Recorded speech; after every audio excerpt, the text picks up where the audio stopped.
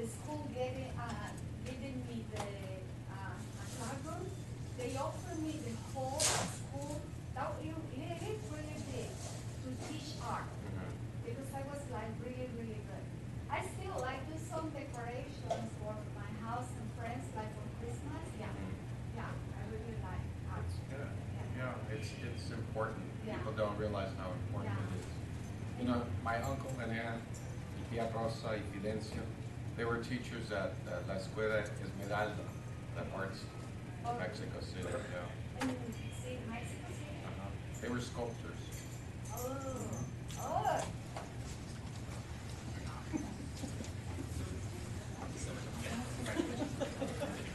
I was pretty convinced they just wanted to talk about it.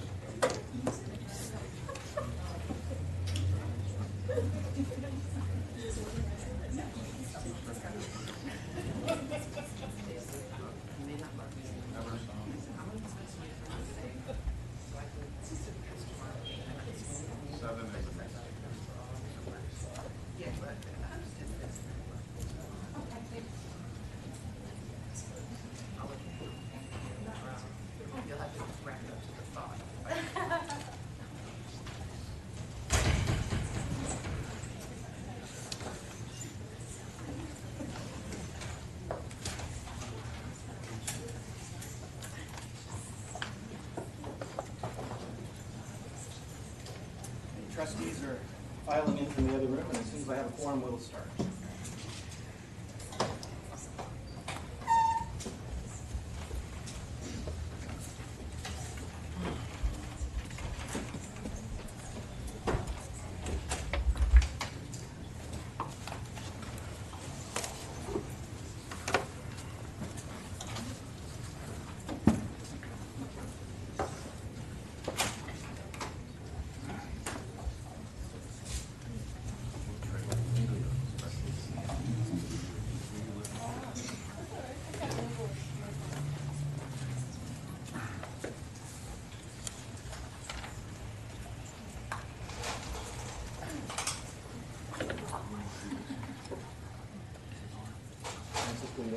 Yeah.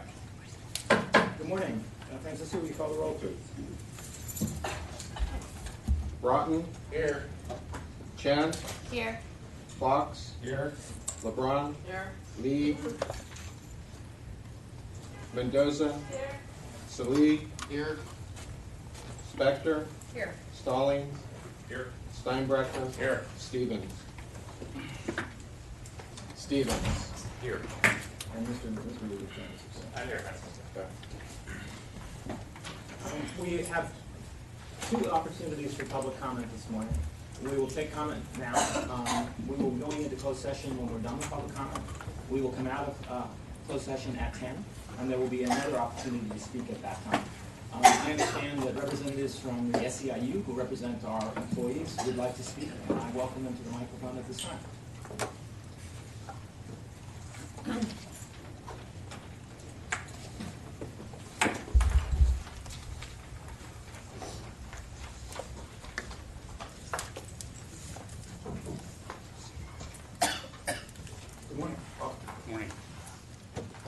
There are three things you need to understand about the contract position you're backing. The first is employees who are currently working approximately 36 hours a week are being asked to work 40 hours a week without a change in pay. That means people who are working 36 hours a week now are going to have to work 20 plus more days a year for free for the same paycheck. This is 85% of your staff. This means the many people who are working overtime and working 40 plus hours a week last week are going to make less when they work 40 hours a week next week. This is a wage cut. That math does not lie. The second thing is you're denying any cost of living increase, even a 2 to 3% COLA for the next 3 years, when many public agencies are offering COLAs, and these agencies are funded by taxpayers, not bar fees. You are refusing to change a single line of the CPS study. Even when career employees, their supervisors, executives, judges even, have offered thoughtful, nuanced suggestions on how to more effectively classify them or their work, it has been ignored and disregarded. You're refusing to modify a single classification or allocation in the entire CPS study, despite common sense evidence and support from managers. The employees of the State Bar have watched as you have given Ms. Wilson an increased salary and considered how best to align her with the CPS report. We watched as you claimed to increase the CTC salary to adjust for 40 hours a week, yet you refused the same for the rank and file. No adjustment for attorneys who have been chronically underpaid, and no increase in pay for the increase in hours to the general unit. A quote from a recent Daily Journal article compared bar leadership to circus master and con man P.J. Barnum. It's easier to steal $1 from a million people than $1 million from one person. That's what you're trying to do to 85% of the staff who work here. These are people who answer the calls, investigate the complaints, listen to crying complaints on the phone who've been victimized by their attorneys, and then many people who vet many applications for admission to the bar. A workforce with depressed wages that isn't able to properly provide for themselves or their families is equally unable to provide for the public. They know they're being devalued and deceived, and valuing the mission of public protection means valuing the staff who conduct that mission. The State Bar, California's regulatory agency enforcing attorneys' ethics and responsibility, must abide by its own ethical and legal responsibilities as an employer to bargain in good faith. It must engage in a substantive give and take bargaining process that recognizes the expertise, experience, and consistent contribution and sacrifice of its own staff. A bad contract doesn't just hurt the rank and file and employees. It hurts the elderly woman whose money was put into a trust and handled inappropriately. It hurts the countless number of immigrants applying for citizenship defrauded by notarios. It hurts the family recently victimized by the Northern California fires whose attorney has stolen their insurance money. Less staff and overworked and underpaid staff will not just harm the membership, it will harm the public. Thank you. Thank you, Jay, and thank you, Raquel. Is there anyone else who would like to address the board at this time? Okay. Well, thank you very much. The board is going to adjourn into closed session. We will return to open session at 10 o'clock. We have a couple of guests from the legislature who want to speak to us today. If they get here before 10, we will accommodate their schedule. So you should expect us to be back at 10. It might be a little earlier if we ask to do so to accommodate the legislative folks. Thank you for coming this morning.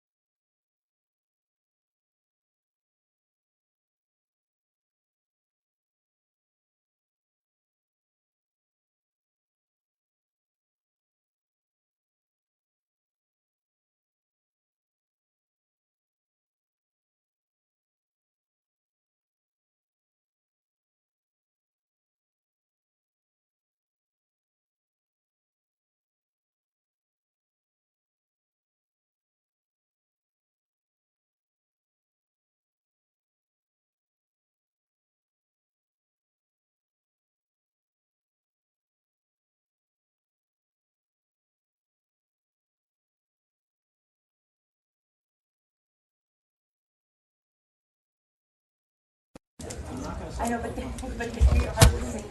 treat their board the same way. They pay a market. Okay, please call the roll. Are we live on television? Because they know they have to have some. Once we get the thumbs up from our tech folks, we'll call the roll. Well, yeah.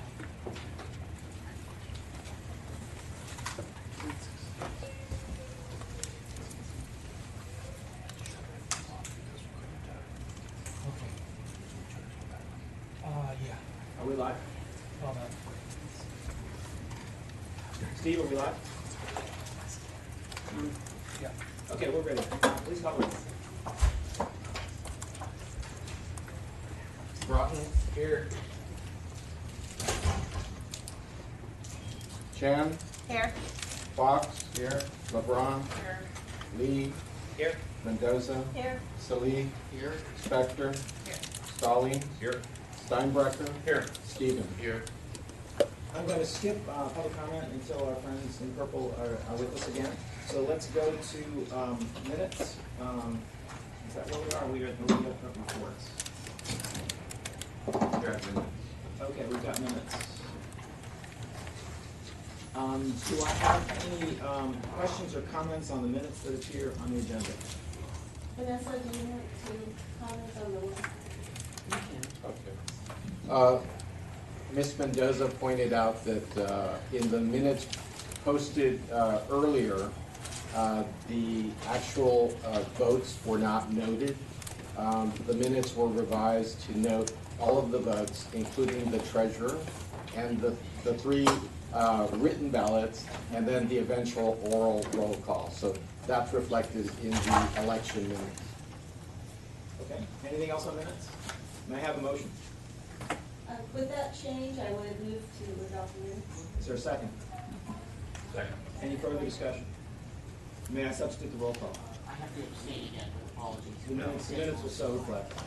You're abstaining on all of them or just on a particular date? All of the minutes. Got it? Okay. So we're done with minutes, and now we get to my report. You'll notice I did not give a report to XCOM yesterday. When the meetings are back-to-back, I won't subject you to a speech twice. But I do want to give you a substantive report each time we meet, just to give you and through you, the public, a sense of what's going on behind the surface. Obviously, the SEIU negotiations are underway. They're taking substantial energy. We are appreciative of the work that our employees do. We appreciate the stress and the uncertainty that comes for folks when they're in this environment. And we look forward to reaching an agreement and getting back to work. So I think we'll be hearing the rest of it shortly. The bar exam studies continue. The Supreme Court rendered its decision involving the cut score, which was disappointing for the law schools, but did indicate that they would revisit this issue when the bar exam comes up for study again in 7 years. We acted on the content validation study yesterday, and we will talk about that again today. And there's a third study that's been underway that is a performance study that requires... Okay, good. I think we'll go back to public comment at this point. Wait a minute.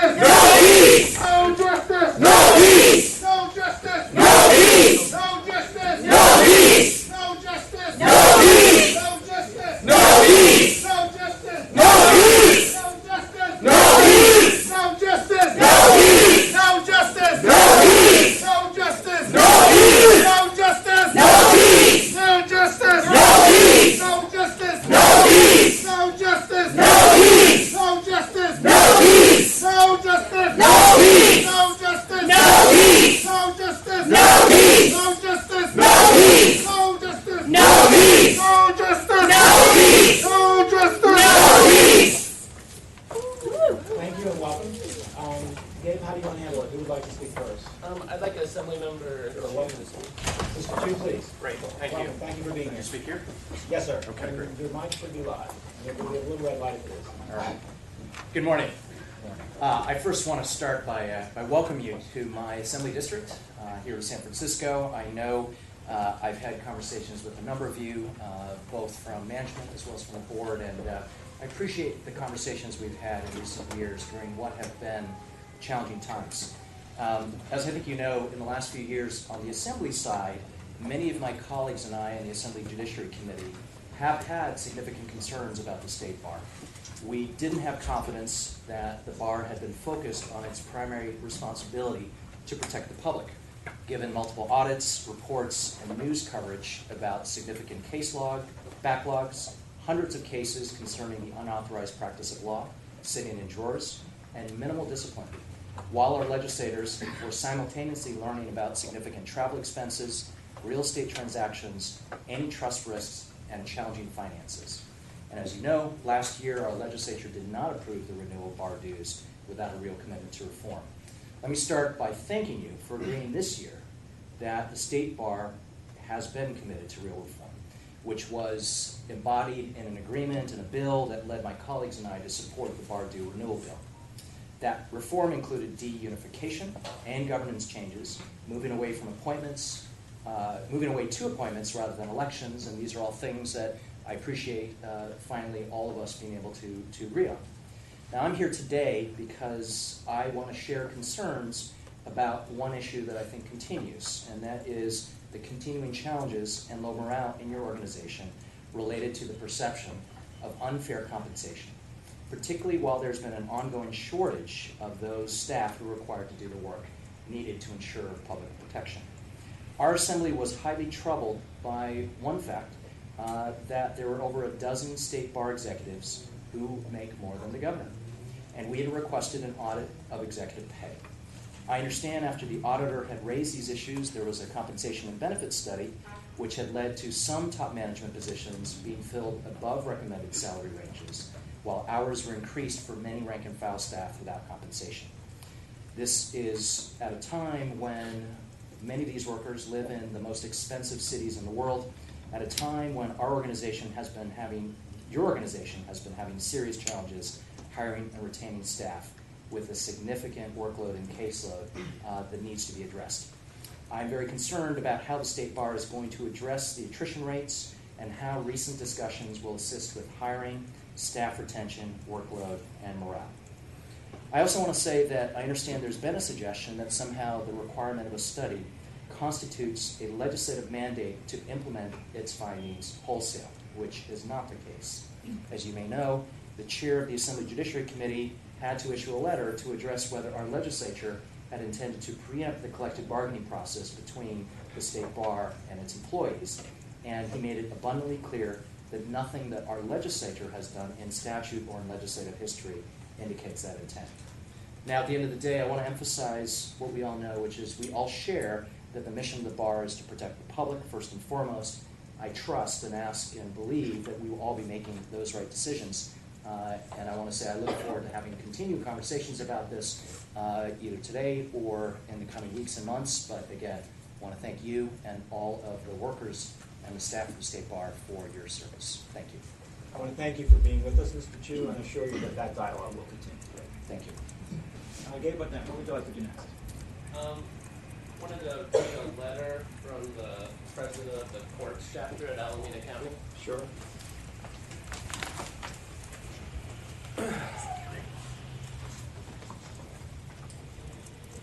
Dear Board of Trustees at the State Bar of California, I'm writing because it has come to my attention that Miss Leah Wilson is continuing her record of fake reform, fear, and divisiveness at another important agency here in the Bay Area. My experience working with her at the Alameda's courts is she's great at making others feel like real reform is happening, but that the actual results are a disaster.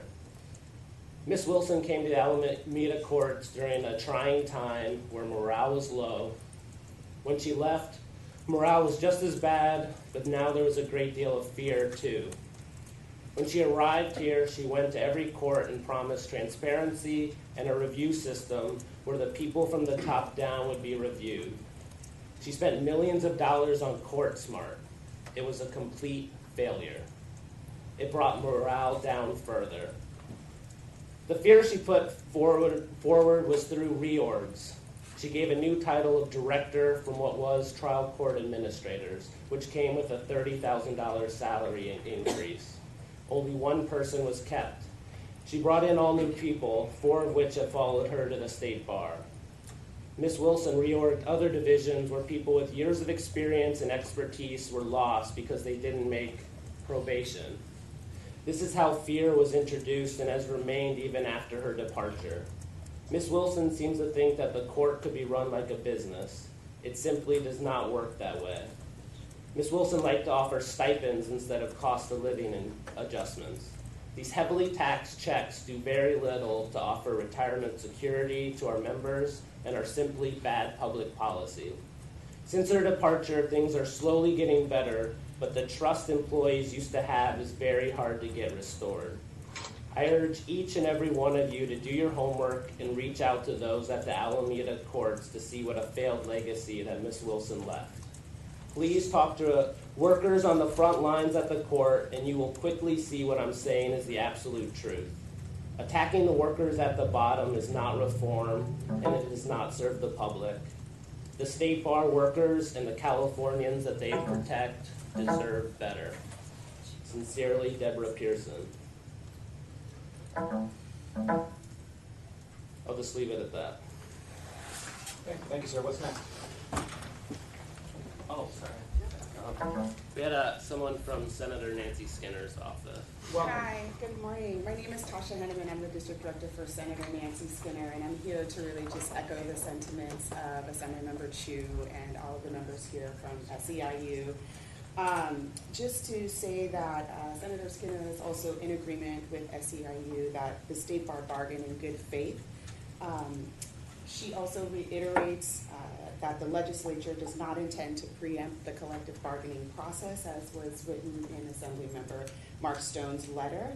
So again, just here to say a few words on her behalf in solidarity for SEIU and ask again that the bargaining just continue to happen in good faith. Thank you so much. Thank you, Ms. Hennigan. Please let the senator know we appreciate her making you available to us today. I will. Thank you. We have someone from Assemblyman Rob Bonta's office. Welcome. Good morning. My name is Graham Drake, and I'm here representing Assemblymember Rob Bonta's office in the 18th District of representing Oakland, California, and San Leandro. On behalf of Assemblymember Rob Bonta, we just wanted to come here to encourage the California State Bar to come to the bargaining table and bargain in good faith with SEIU, and to support workers and employees with the State Bar Association and staff. They are critical to California's mission for justice and equity. And we just wanted to encourage that. And thank you very much for having us here today. Thank you, Mr. Graham. Again, thank the Assemblyman for making you available to us today. Nice. Now one of our members, Mike Mullen, is going to speak. Welcome, Mr. Mullen.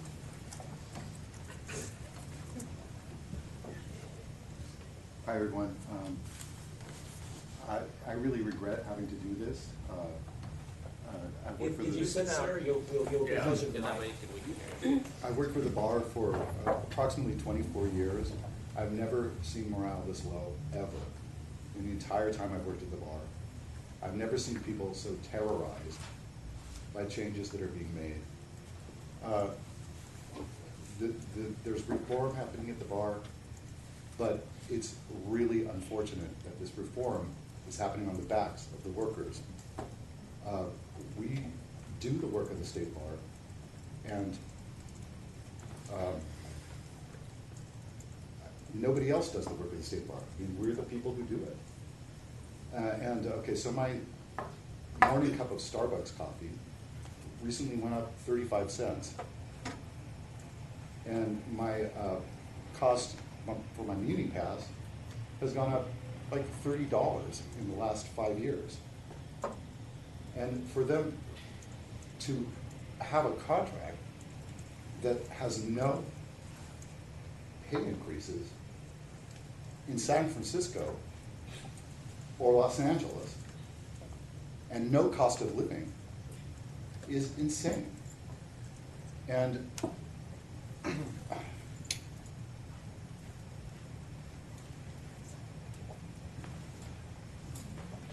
so that's bad enough, but to say that we have to work an additional, was it 26 days per year for no additional compensation is unacceptable. This is just not right.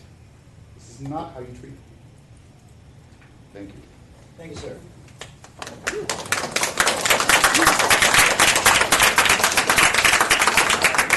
Dan Passamena. Hi, welcome, Mr. Passamena. I've worked for the bar for 17 years, in the same position the whole time. And I've known that I've been undercompensated. I even asked for a review of my compensation. I was told, we're going to have a class and comp study and it'll settle that. Stay where you are for now. Class and comp came out. It turns out I'm underpaid by $2,000 a month. I live in San Francisco. I'm raising 2 small kids. My wife also works for a nonprofit. And $2,000 a month isn't extra money. That's survival money. In recognition of the fact that I'm undercompensated at $2,000 a month, the bar is going to let me earn my way back up to that level if I stick around for another 10 years. I've been topped out for 5 years. I haven't seen any pay change in 5 years.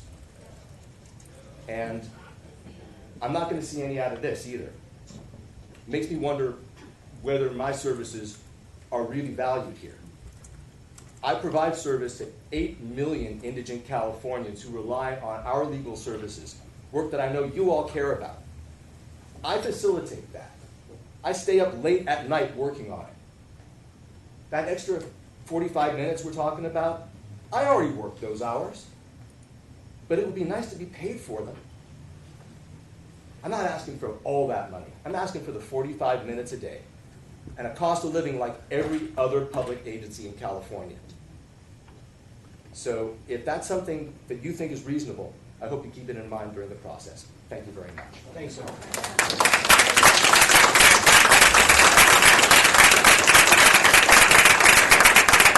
Patricia Freitas is going to speak. I'm sorry, I didn't hear her name. Patricia Freitas. Hello, Patricia, welcome. Thank you. I just wanted to say that the people that I work with here are very dedicated to what they do, and I think what you're doing here is really unfair. I haven't been here that long, but the morale is really low as far as I've seen, and we are definitely understaffed. We can't retain people, and I just think it's unfair. Thank you. Thank you.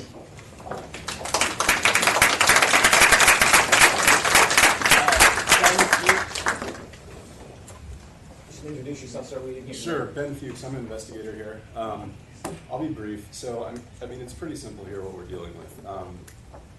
We can't hire and retain people at what we currently offer.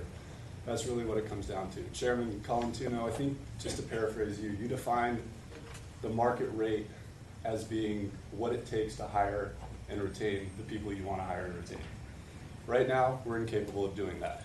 About a year ago, sorry, a little over a year ago, year and a half ago, the auditor recommended that in order to be fully staffed, for example, in the investigators roster, we need 87 investigators. We had 43, I think, a year ago.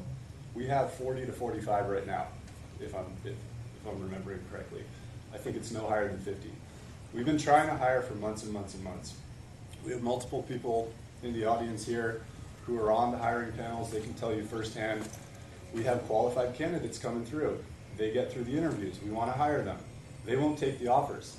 They're going elsewhere. So, you know, you can pay however hundreds of thousands of dollars, however much you guys paid, put together an 82-page report that says what you want it to say.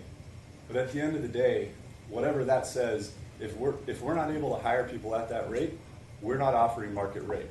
So that's really what it comes down to. We can get into the nitty-gritty of the CPS report, but if we're not able to hire people, if we're not able to keep people at the current rates, what do you think is going to happen if you cut those rates further? And that's why we're all concerned about our ability to protect the public, which is why the legislators were here today and the representatives, because they know that our mandate is to protect the public, and we're incapable of doing that at what we're currently offering. So we're very concerned about where we are right now, and we're even more concerned about where we go if management gets its way. Thank you. Thank you.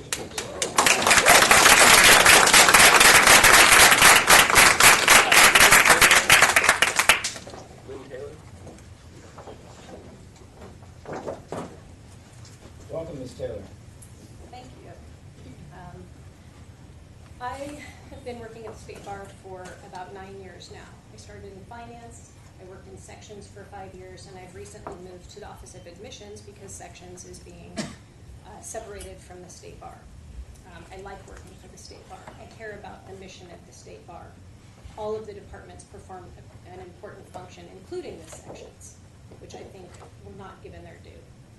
At any rate, my choice was to stay at the State Bar and be part of this organization. I oversee the testing accommodations process and review, which means that people who have ADHD, learning disabilities, physical disabilities, apply for extra time, a private room, you name it, whatever they need, we review those applications and do the best that we can to offer a fair testing situation for people with disabilities. I find this work very rewarding, and I want to continue this. I am very concerned about not just myself, my staff, the other people at the bar. The lowest people at the bar, the lowest paid people at the bar are the ones who are going to be taking the biggest cuts. That's what concerns me. I'm going to be fine. I already work more than my share of hours every day. If we move to 8 hours a day, I'm already here 8 hours a day. I'm here 14 hours a day around the examination time. So that's not going to make a big difference to me. I have missed years of my kids' birthdays working at this bar. So when they ask me what's happening, and I tell them, well, I'm going to be working more hours. I'm going to see you less in the evenings. I won't be bringing home any more money for it. This is being shoved upon us. They're not discussing it. And I'm just flabbergasted by the lack of care, by the lack of appreciation that the management shows for the line staff here. I really hope that you give this serious consideration. Thank you.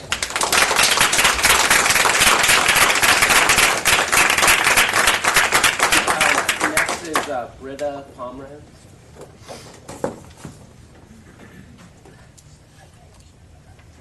Good morning, everyone.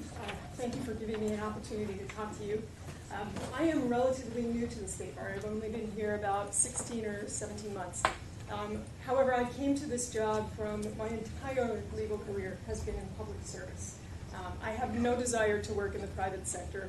I want to work in a mission-driven organization.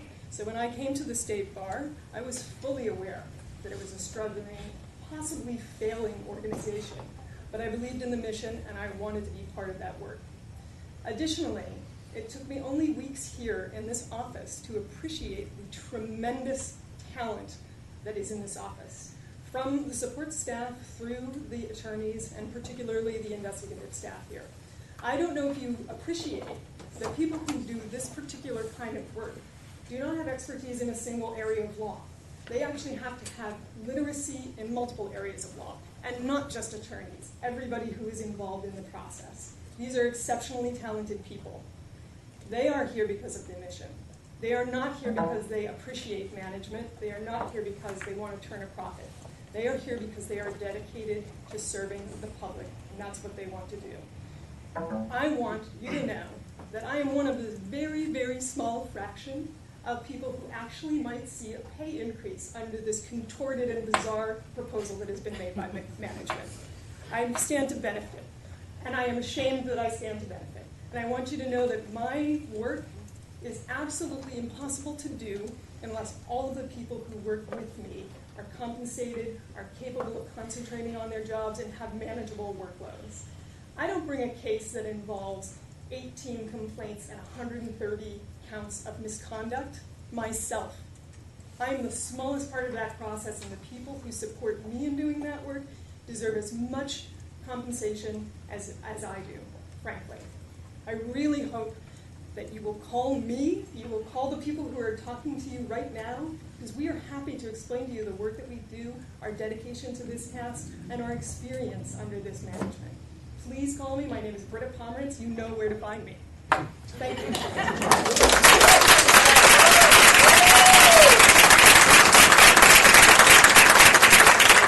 Next is Laura Sheriff. Hi, thank you for your time. I'm an investigator supervisor here. My position was eliminated as part of the workforce planning, so sort of in transition between being an investigator supervisor and an investigator 3. The fact that we need investigator supervisors is an entirely different subject, and I'm not going to go down that path. But I'm proud to say, first of all, that I was on the hiring committee to hire Ms. Pomerantz. She's one of the best attorneys in the office. It's my personal product. But I would just like to say that the investigators, particularly right now, are working under an absolutely crushing blow. I've been here for 16 years, and I've never seen things so difficult. We have caseloads. I just ran a report yesterday. One of our investigators has 81 cases. We cannot fulfill our mission under these conditions. And we are all very dedicated. The staff in the Office of the Chief Trial Counsel is one of the main reasons why I had stayed here so long. Pardon me, I'm sick. And actually, I was out sick on Monday, but I had an investigative deadline to meet, so I was on the phone in my bed doing interviews because it was important to keep this particular individual out of the state bar. So this is the dedication that you have in front of you, and I really hope that you appreciate it and take into consideration that we are people here. We're not just widgets. Thank you.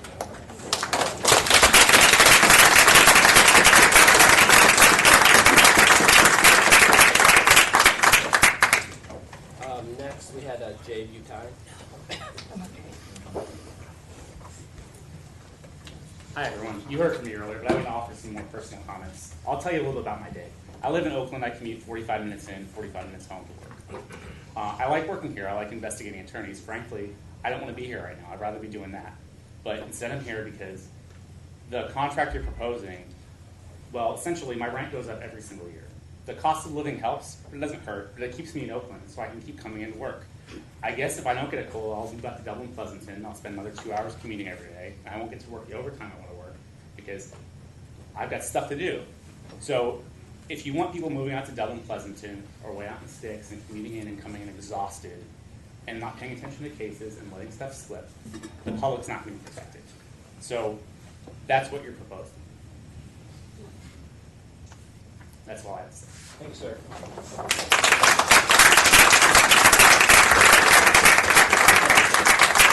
Next is Alex Calderon.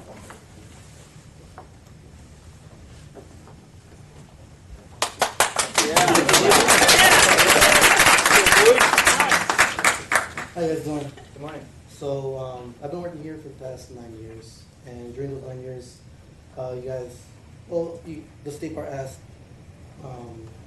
during the recession not to receive any step increases. I was fine with that. And now it's getting to this point where now you guys want me to work an extra hour and get paid the same for it? That's not right. As long as I've been here, every time the BOT ends with saying, we respect the union members, we respect what you do, the work you guys do, I think now it's time to prove it. Have them give us a reasonable contract. Pay us for the work we do, that hour. Just give us a reasonable contract. I think now it's time to prove it and show us that you guys really do care, that you guys really do respect this. That's all I got to say.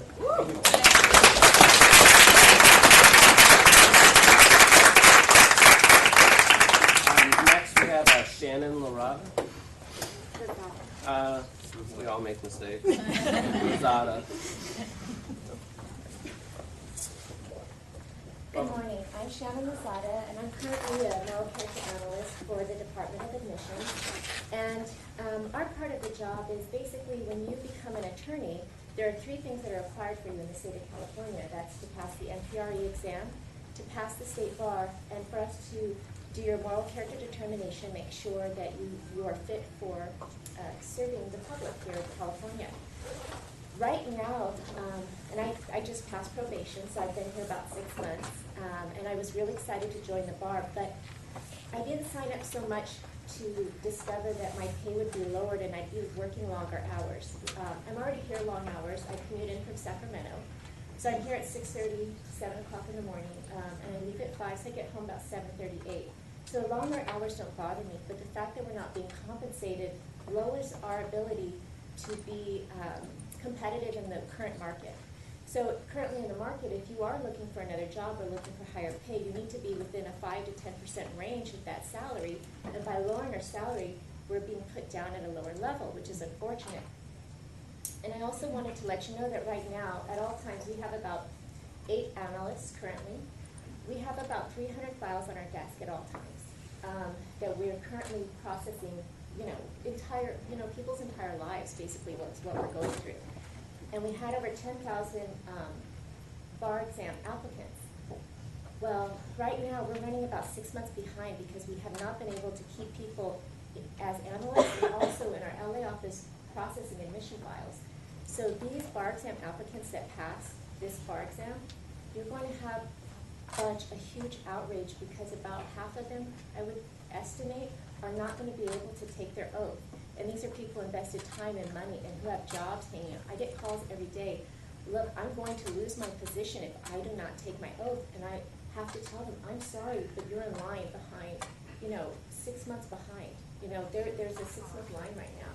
And it's unfortunate, but it is going to affect the public, and it is going to affect the image of the bar. So taking it out on us at the lower end, we make 1/3 of what the directors make. The studies that came out in 2016 were at the inflated levels of executive salaries. We're not at those inflated levels. We're actually below market level here in Sacramento. So I just want you to consider some of those things. That we're just human beings. We're trying to do our best. We love the state bar. The people here are great and wonderful to work with. And we want to continue to work here and not have to look for other jobs or other employment. So that's pretty much all I have to say. Thank you for your time.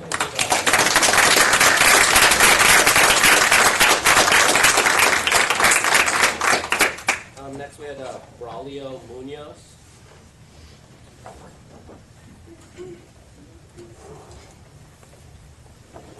Good morning, everybody. Braulio Munoz. I've been here for about 6 years, and I'm an investigator. I'm a licensed attorney in Mexico, and I have 2 master's degrees here from the United States, including a master's in international law. I work here again as an investigator, and I have been in prime law firms before being here. My parents are committed to public sector for 50 years, so that's what I've been dedicating my last 20 years as well. When I started here, they assigned me 19 cases for investigation, relatively easy matters. That number increased the next year to 29, then to 33 cases. We were struggling back then, 4 years ago, to deal with 33, maybe 40 cases at all times. The way it works is as soon as you finish one, they would assign you one so you can keep everybody about the same amount. 3 years ago, that number went to 50, and then the 50 were more complex cases because a lot of people were retiring and a lot of people were taking the packages. So that wave of experienced investigators left. So suddenly, with my 5 years of experience, I was one of the most senior investigators in the San Francisco office. We lost about 130 years of experience in about 1 or 2 years. Combined with people that retired or left. The number went to 60, then to 70. Last year I reached 80 cases, and it's been that way. Right now I printed out my caseload and it's 83 cases. Many of them are complex cases, misappropriation cases, cases that need immediate urgent attention, but because the amount of investigators we have is still, impossible to do. there's no word other than impossible to protect the public with the amount of cases. I see managers trying to fix the problem. I actually see them say changes, but they're not necessary. They're not enough. They're trying to hire people, stay here for a few months, and they leave after they see the amount of cases they have for the amount of salary that they receive. So this is a realistic public protection issue, the amount of cases that we have assigned. I encourage you guys to please look at it very seriously now, not tomorrow, not in January, not during your next meeting. Now is the urgency for public protection, at least in our area. Because of the situation is so critical, I'm making decisions as to whether to stay here. I can go anywhere. I'm fully bilingual. I was tested yesterday by the State Bar to see if they were going to pay me another $30 because I translate and I use my language so many times that 1 hour is in the market $150 an hour for 1 hour of translating. I do it throughout the year and they pay me $30. I still do it with passion because I am a public servant, and I really encourage you guys to make a change, to listen to all these people, talented people. I'm not the only one with several degrees. Many people here have, but they're committed to serve the public. So please help it and act now. Thank you.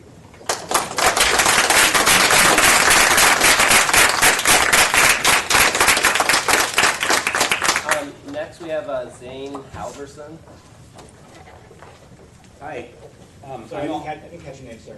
Zane Halverson. Sorry about that. I'm a moral character analyst, and I won't take much time. I'm just going to kind of piggyback on the great points that Shannon brought up. But I'm now, I guess, the second most senior moral character analyst, and I've been here for 5 years. When I started, there were 3 moral character analysts that have been here for 25 to 30 years. They're gone now. We lost 75 years worth of experience in the last 2 years. These were young people, but they didn't like the direction the bar was going. Relatively young, I should say, and they left. When I started, we would get files at about 90 to 120 days. This would give us, with our mandate of 6 months of investigation, this would give us 90 to 60 days to investigate and complete the moral character applications. Now we're getting files that are 150 and 160 days old. I have applicants that we've told you need to apply 6 months in advance. That's March, that's April, that's May before their results come out this month in November. But those files aren't done. These people have lined up jobs. They've interviewed at firms. They're expecting to pass. They're expecting to have their moral character done. They call us and we have to tell them that we're not ready. You're not. It's going to be more months. You're going to have to let that job go. I can't tell you how many times I've had people cry on the phone because they know that they're not going to be qualified to get a job that they've worked hard to line up. That's all I have to say. Thanks.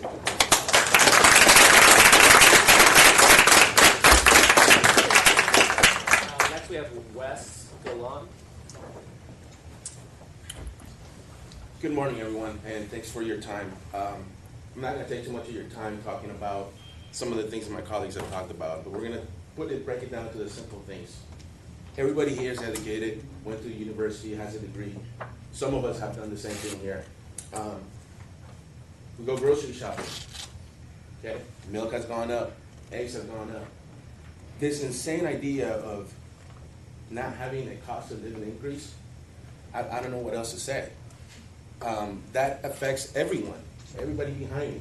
And that's not talking about the work that we do. I think that's been very clear. This idea of working more hours for the same pay, which equals less money in the end, it's insane. I personally have 2 kids in high school, well, 1 kid in high school, one that just started college. For 1 year, and for a cost of college is more than what I make here. Okay, think about that. Okay, we're here to protect the people and to carry out our mission, but yet you're taking things away from us and making our job harder to do. So I beg you to think about all these facts. Those are facts. They're not us coming out here talking and making up stories. You all go shopping at some point and you see the cost.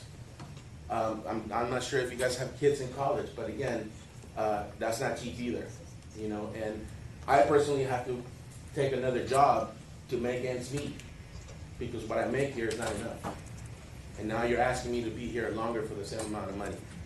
So I beg you to please look at that, because I'm not the only one. I'm sure my colleagues behind me face the same issues with their kids. Thank you. Thank you.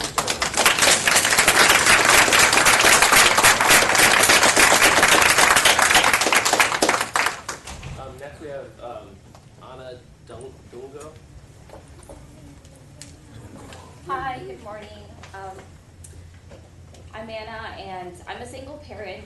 I started with the State Bar 3 years ago as a legal secretary, and then I left to work in a private sector because I couldn't afford to raise my son, and I had to also work a second job at that point. I left the State Bar 2 years ago, worked for a private firm so that I could make more money. That ended up to be a mistake because I worked a lot of hours, saw my son a lot less, came back recently as a paralegal because I wanted those hours back. And I took a lot of risk trying to, not having to get paid that much, but I wanted to get that time back with my son. And now that we're having to work longer hours and without a pay increase, pretty much I'm back where I started. And I think that's completely unfair for a lot of us. And I'm just speaking for myself. I think, right now I'm having to reconsider whether or not I made the best decision for myself and my son. So just wanted to make that clear to you guys that it is important.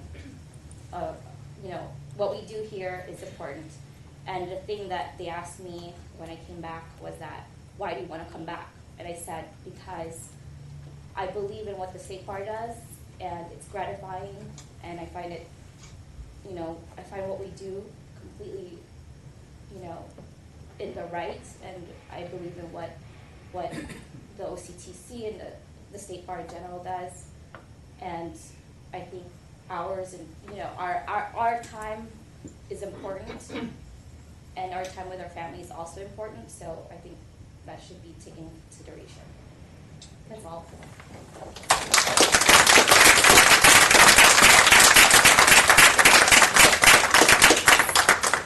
Next we have Kim Wormsley. Hi, I've been here at the State Bar for 17 years. I came here from working for the military, which I thought was going to be a great job for me. It turned out to be a hellhole working for them. After working 9 years for them, they offered me a new job where I was going to make 6 cents more an hour. I told them what they could do with their 6 cents, and I left. And I came here, and I thought, oh great, I was going to be at a perfect place where I can grow, promote, and get paid for what I'm worth. But that's not happening.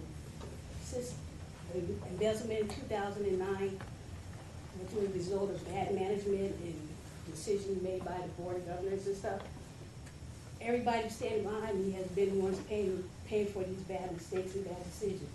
I don't understand how you can sit up here and say that we are not even worth a cost of living raise when BART's going up, gas went up Wednesday, and food's going up, and you're telling us that we're not worth a cost of living raise, and that some of us who's been tapped out for 7 years, you're gonna have to work another 3 years to get to where you were?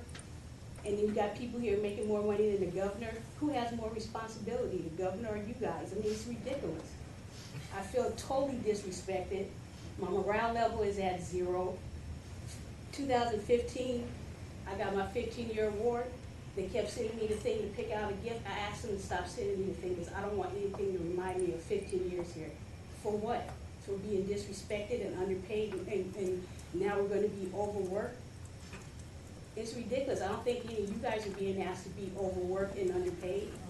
But you want us to do that? It's not fair.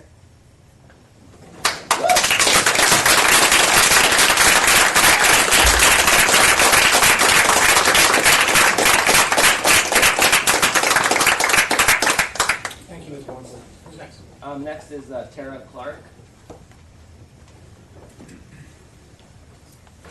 Good morning. Thank you for your time. I just want to going to say I've only been here for a little over 3 years, and I've actually progressed in the state bar I enjoy it. I've actually gone back to school, so that way in the future I would hope to move up in the ranks. And I actually stand to benefit from the class and comp study that happened. However, I'm here because I don't think it's fair. It's not right. We can't even maintain the analysts that we have here. I'm sorry. It's okay, take your time. It's not just about getting those people that pass the bar to be attorneys. It's about helping to stop those that want to become attorneys who are going to harm the public. We actually work with OCTC to try to, if we find somebody who's appealing and we let them know, we try to deter people that are going to cause public harm. And we can't do that. And we're so far behind.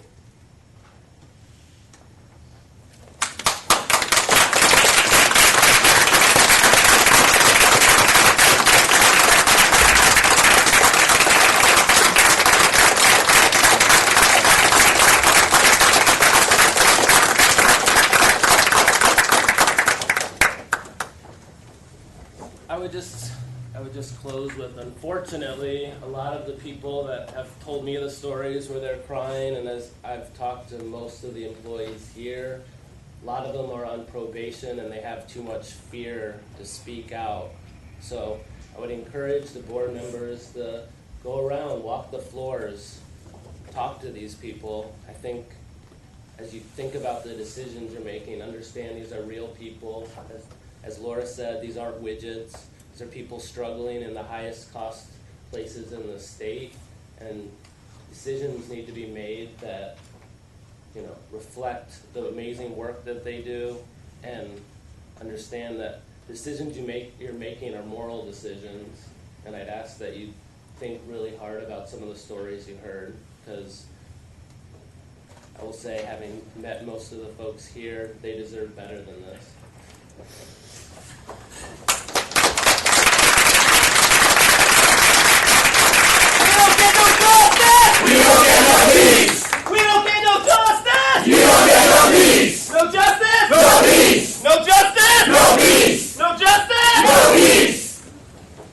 Thanks for being here. We appreciate you taking the time.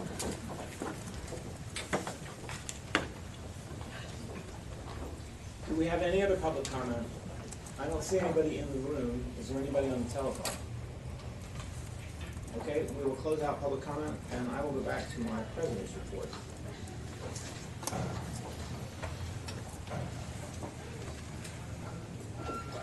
The big news, I suppose, about the bar recently was the Supreme Court's decision not to change the cut score on the bar exam. But I want to emphasize that this is not the end of that chapter of our review of the bar exam. It's much more like a beginning. The court reserved the right to revisit the issue, certainly when we do the 7-year review of the bar exam, possibly sooner. The content validation study was on the programs committee agenda yesterday. I believe it's coming to us today. And we're going to accept that report and then do it again to do it better and to make sure that we're doing our best to validate the content of the bar exam. We've been working on a performance study as well, and that requires us to get some cooperation from the law schools to get the data we need to match how folks do in law school and how they do on the exam. There have been some challenges around that because of the federal statute that protects the privacy of students, but we will continue to pursue that as best we can. And the bar exam, which is an important part of the way that we protect the public and maintain the quality of the profession, will continue to be on our radar screen, so to speak. You are probably aware that SB 690 passed as well as the fee bill did, and this is a statute that was intended to undo an unintended effect of imposing confidentiality on student bar records. And the language of that statute has generated about as many opinions as there are law school deans to opine on it. And one of those law school deans has threatened to sue us if we release that data and use that data in regulating his law school. We are continuing to work through, in consultation with ledge staff and our own legal counsel, what our options are. And we're doing our best to serve what we understand to be the legislative intent of that proposal, which is to facilitate the regulation of law schools. But we want to obey the Hippocratic oath, if you will, which is to do no harm first. So that's also taken some of our attention at the bar. I told you that Leah and I have decided to maintain monthly calls with the chief executives and the presidents of the voluntary bars around the state. And in our latest discussion, we heard a really impressive presentation about how the voluntary bars have come together to respond to the wildfires in the wine country and elsewhere. And there's some really good work being done by the voluntary bars with appropriate support from our communications team in the access to justice component of what we do to protect California. We are doing a fair amount of dialogue with the voluntary bar about the fingerprinting exercise that's in our future. As you know, the court has invited us to seek the court's authority via a rule to require the fingerprinting, to pay for it, and to discipline those who don't cooperate, just as we discipline those who don't cooperate with the CLE requirement. I've mentioned this, and I will keep mentioning it because I think it's constructive, that if you apply the rate of criminality that the medical industry experiences to the population of lawyers in California, and over the period of time that we're talking about, there's probably about 6,000 folks out there with convictions that they should have told us about and didn't. And when those folks tell us about those convictions, that will be a problem for the Office of Chief Trial Counsel to address from a disciplinary perspective. I would encourage anyone within reach of my voice, electronically or otherwise, now or later, that if you are a practicing attorney who has a conviction that you didn't tell us about, either before you became a lawyer that wasn't disclosed in moral character, or after you became a lawyer who you haven't disclosed with us, you are better off coming to us than waiting for us to come to you, because come to you we will. The rules of professional conduct process continues at the court. We understand the court is taking up the rules in their weekly conferences and chewing through 67 proposals from our able team of advisors. We got a decision yesterday, which was announced on RAD, of approval of the special duties of prosecutors, phase 2. So that rule is it's out there, will be enforced. And so the rules process continues. And we are working hard to think hard about how the Lawyers Assistance Program, which is the bar's effort to assist lawyers with substance abuse and other mental challenges to get the help they need before clients are harmed. We've received a very thoughtful report that suggests that our LAP isn't as effective as it might be. And part of the reason that it's not as effective as it might be is we're asking people in trouble to come talk to law enforcement about their trouble. And that's a hard thing for them to do. They're in the same building as probation and chief trial counsel, and it's a little bit like asking for criminal law advice from the sheriff. People are somehow reluctant to do that. Other organizations in our society can offer confidentiality and anonymity, like the other bar. We have an exercise underway where DAG is reaching out to the voluntary bars to find out what they're doing, what programs they can offer in their nonprofit status, their non-government status. And so again, for those within reach of my voice, if you know about a legal assistance program in California that your voluntary bar or your nonprofit is sponsoring, DAG and the Cloud in our organization needs to know about it, and we'd like you to let us know. The STRAT plan, the strategic plan for the bar, mandated by statute but also mandated by common sense, is a 5-year vision of where we are and how we're going to get there. We will be reviewing that at our planning session in January. You should expect our December agenda to be action-packed, and one of the things on the December agenda is going to be a review of the current STRAT plan, so that we all start with the same information base and we can think about where we are, so that January's discussion of where we want to go is that much more productive. The work plans that you all went through in your committee meetings yesterday are also intended to inform that policymaking process. We'll also be consulting with the court about its thoughts about new policymaking at the bar as well. So stay tuned for more development of an agenda for the January strategic planning meeting. Staff is working on a training calendar for the board.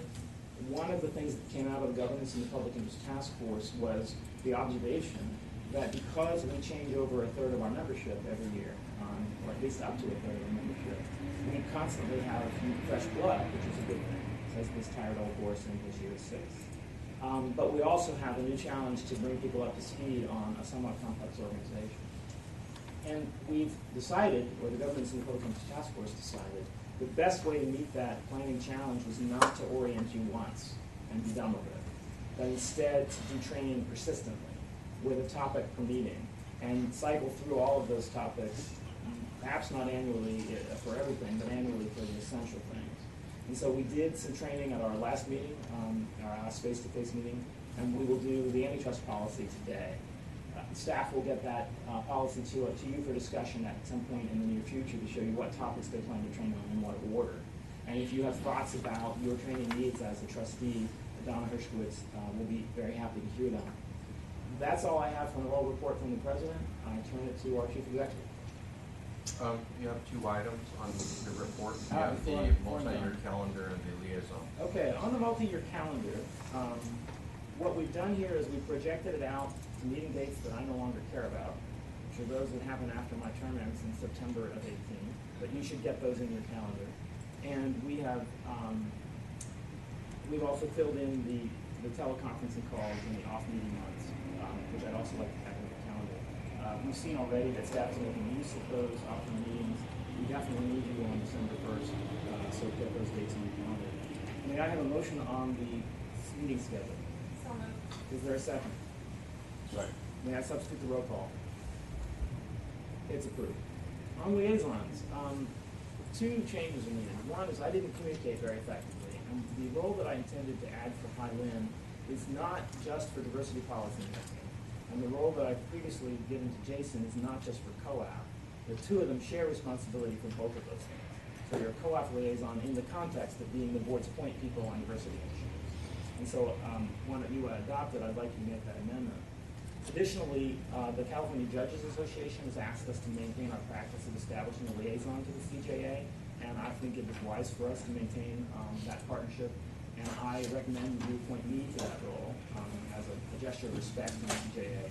And Todd can back me up on those times I'm not available. He's got some pretty good judicial branch relations of his own. So with that, I'd invite a motion to adopt the liaison and committee appointments with the two changes I described. So moved. Is there a second? Second. Is there any discussion? There, friendly amendment, Sure. I understood that both Mark and I were liaisons to COAF. Did I get this wrong? I thought it was Jason. Mark is that? It is Jason. I think Mark has access. And your access to justice, Jason is Yeah. co-op. Yeah. Okay. So you're added with Jason to Yeah, that's CCA. Commission on Access. Oh, I see, I'm reading what's wrong. I got it. Alphabet soup. Welcome to the bar. You can have it if you want. Sorry. Any further discussion? Do I have a motion in a second? Yes. You do. So Yeah. may I substitute the roll call? In which case that's done. Let's turn to our executive director's report. All right, so first I want to let the board know that going forward, I do intend to transition these reports to written reports that you'll receive in advance. But I want to say a few brief remarks this morning, really in light of the, I think, really moving comments that we've heard from our staff. I do want to share with the board the values that guide me in my work, both personally and professionally, and I believe these are values that we all share. These are values of honesty, candor, responsibility, and equity. So in terms of honesty, I think it's very important that as we have these difficult policy decisions, that they are informed and grounded in facts, informed by and grounded in facts. And I think that we have a responsibility as leadership of this organization to ensure that the facts are known. In terms of candor, similarly, all of the necessary information does need to be made available so that you as the policymakers can make meaningful decisions. That's as opposed to cherry-picked and selected points used to advocate for a certain position. So I commit to honesty and candor in my dealings with you, in my dealings with our staff, and in my role, a public-facing role as the executive director of this organization. Responsibility. In the context of the work we are engaged in collective bargaining, I want to point out some of the ways in which I feel we've been quite responsible as an organization. We have engaged in numerous bargaining unit sessions over the last year. nearly 15 in fact. We have revised the CPS HR compensation data, updating it through June 30th of this year so that it is current and most fair for our workforce. We have reviewed the nearly 200 individual employee challenges that the union has submitted and agreed to make changes in over 10% of those cases. So we have amended and adjusted our recommendations in response to issues that the union has raised. We are not recommending as an organization that the nearly 15% of represented staff that have been identified for pay cuts by CPS HR would receive those cuts. That's a decision that the board made over a year ago, that we would not move to reduce the salaries of any of our employees, even given a CPS recommendation to do so. That's us collectively responsibly protecting our workforce. In the budget that the board, the Finance and Planning Committee approved yesterday and that the board will consider today, staff has costed out the proposals that have been presented to the union. It's a total cost to the bar of over $5.5 million. We've done that even in light of a structural deficit in our general fund, but we've done so in a way that we feel is manageable and responsible in light of the fiscal resources and constraints that we are under. The last kind of value here that I want to talk about is equity. It's really important, the concept of fairness. So what have we done in that regard? We have implemented the 40-hour work week for all non-represented staff, including our executive staff, as of July of this year. We have red-circled nearly 40% of our executive staff, meaning they will not be eligible for any future increases. Executives will be required to contribute to the cost of health care, their health care benefit, for the first time at the bar, beginning in January of 2018, and they'll be required to do so at a rate equivalent to that of represented staff. And most importantly, from an equity perspective, we have offered for the first time in the bar's history retiree health for represented staff. Certainly, all of us can agree that it is not fair that heretofore only the highest paid workers at the bar have enjoyed a retiree health benefit, and we have moved to make that change out of a concern for equity and fairness. So I wanted to make those points because they do reflect the values, again, that I bring into this work and that I believe that we all share. And I encourage us collectively, including our partners at the bargaining table, to continue to reflect these values as we move forward, to try to facilitate open and honest and candid communication. We have produced a State Bar Fair Wages Overview, and I believe that we've distributed that or will distribute that in a moment to board members, and that will obviously be a public document which really succinctly summarizes our positions at the bargaining table, again reflecting those values. So the only other brief comment that I wanted to make, switching gears, has to do with fingerprinting. Michael teed it up what you'll be asked to do today. I just wanted to do a little bit of, or have some acknowledgement here about the role that the bar has played in getting us to the situation where we're in, where we are asking all licensed active attorneys to submit to re-fingerprinting at a financial cost and at an inconvenience to them. I want to recognize that this is not optimal. I want to recognize and own that the bar did not perform in the past as it should have, and that's why we're here today. And my commitment, and I think our collective commitment to the public and to our licensees, is that one, when we find a problem, we're going to fix it and we're going to do the right thing. And two, we're going to set up the infrastructure so that these types of problems don't arise again. We don't find ourselves in this situation again where we identify being out of compliance with a statute for nearly 30 years. So that is a commitment that I think, again, that we all make, and one that I wanted to state publicly and to recognize that this will be an inconvenience for attorneys and it will add a cost to them, presumably if the court does support our request. So with that, I think I close my remarks. There's one comment that I should make on behalf of the board about the difficult bargaining negotiations underway. One of the speakers rightly said that we frequently say that we respect our staff, and we say it because it's true. And one of the speakers said that we often say that we value the work they do, and that also is true. We also, unfortunately, are management, and that means we need to sit across the table from those who represent our employees and speak from a different perspective than they speak from. That's our job. I don't want anybody to believe that our management representatives at the table are somehow off on a tear on their own. They are fulfilling the direction this board has given them.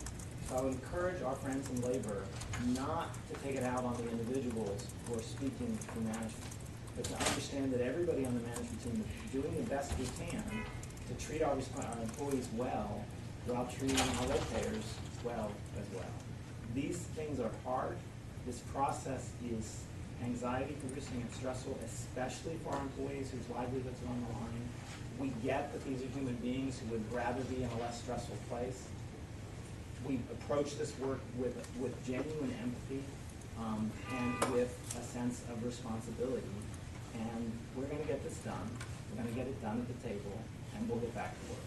So I wish to thank everybody for their patience with that process.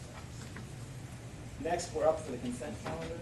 Does anybody want to remove anything from consent? Does anybody want to discuss anything on consent? That silence constitutes approval. We're done. We now turn to board committee reports. I want to remind the committee chairs that when you present an item, your presentation constitutes a motion which does not require a second. So when you're done, we'll turn to discussion, and then we'll turn to a vote. But there's no need for a motion. Your report is the motion, and there's no need for a second because it's a committee recommendation. And that means we turn to the executive committee, which is me, and the one item I have for the board is the governance and the public interest recommendations regarding the adoption of the trustee skills matrix. As we pointed out yesterday, we are adopting the form of the matrix. We're passing no judgment on Mr. Fox. And we're also moving forward with the study of the board vacancy issue. Are there any questions for Donna Hertzowitz on this item? In the absence of any questions, I think we have to call the roll because I think we don't have everybody in the room. So unless there's discussion, please call the roll. Broughton? Yes. Chan? Yes. Fox? Yes. LeBron? Yes. Lee? Yes. Mendoza? Salee? Yes. Spector? Yes. Stalling? Yes. Steinbrecher? Yes. Stevens? Yes. Okay, Jason, your committee's report, please. Thanks, Michael. What you have on the screen is a proposed resolution to send the San Francisco District Attorney's request for a proposed new rule of professional conduct to COPRAC, and then also authorize the Rules Revision Commission to review the proposal and discuss directly with COPRAC whether that rule is within the proposed rules before the court and any other findings that they have all in time for our January meeting. So we have a motion. Is there any discussion of this item? In which case, will you call the roll, please? Broughton? Yes. Chan? Yes. Fox? Yes. LeBron? Yes. Lee? Yes. Mendoza? I'm gonna abstain. Salee? Yes. Spector? Yes. Stalling? Yes. Steinbrecher? Yes. Stevens? Yes. Okay, Joanna, your committee's report, please. Michael, before we go on to Joanna, wasn't there another item that was pulled off consent that Dina presented on relating to Mandatory DR rules. Yes. For Sacramento. We prepared a resolution for the board to consider, so maybe we pull that up, and then we can continue with Joanna's report unless it can. Who has the resolution? DAG. So Are they on the, they may be on here. Hang on for a second. Okay.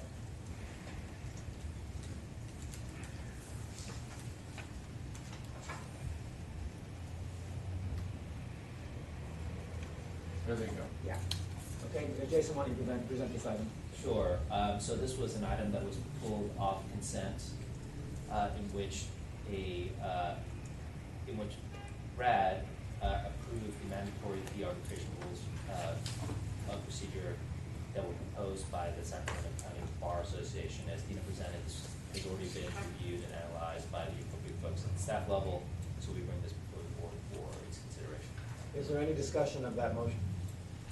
Seeing none, please call the roll. Okay, this is not a board item, what I see. It's a committee item. And it's not listed as a board, on the board's agenda. Okay, so it's not on the agenda, therefore Bagley Keene forbids us from acting, and it's not on the agenda, and therefore it's probably not required to be approved at this level. Yeah. So thank you for your report, Mr. Lee. All right. Approved by the committee. Yeah, and which was all the rules required. Okay. So we will turn to Programs Committee. Joanna, your items. The first item up, number 134, is a proposed amendment to the law school regulation statutes and rules regarding mandatory accreditation of law schools. This has been something that's been in the works for many, many years, gone through multiple public comment periods, and is designed to move our unaccredited law schools to the position of accreditation. Okay, that's a motion. Do we have any discussion? May I substitute the roll call, or do we need a roll? We can substitute the roll call. Going once, going twice, the item is approved. Although I'd like to change my vote to abstain, from abstaining to yes. And the minutes will so reflect. Thank you. Item 135, proposed amendments to law school regulation rules to require 6 units of competency training. Again, this is returned from public comment. There was no public comment. There seems to be reached a point where everyone seems to be pretty much in agreement with these rules. I'd like to move those forward. Is there any questions for Joanna or staff? Is there any discussion? Do we need a roll call? Okay, going once, going twice, approved. 136. The last item is the report on the California Bar Examination Content Validation Study, which Michael has already addressed. We're accepting it, but this is just the beginning, not the end. Questions for Joanna or staff? Any discussion? May I substitute the roll call? That one's done. 137 has been withdrawn. That takes us to Todd's report. Thank you, Michael. First item is a adjustment to the law school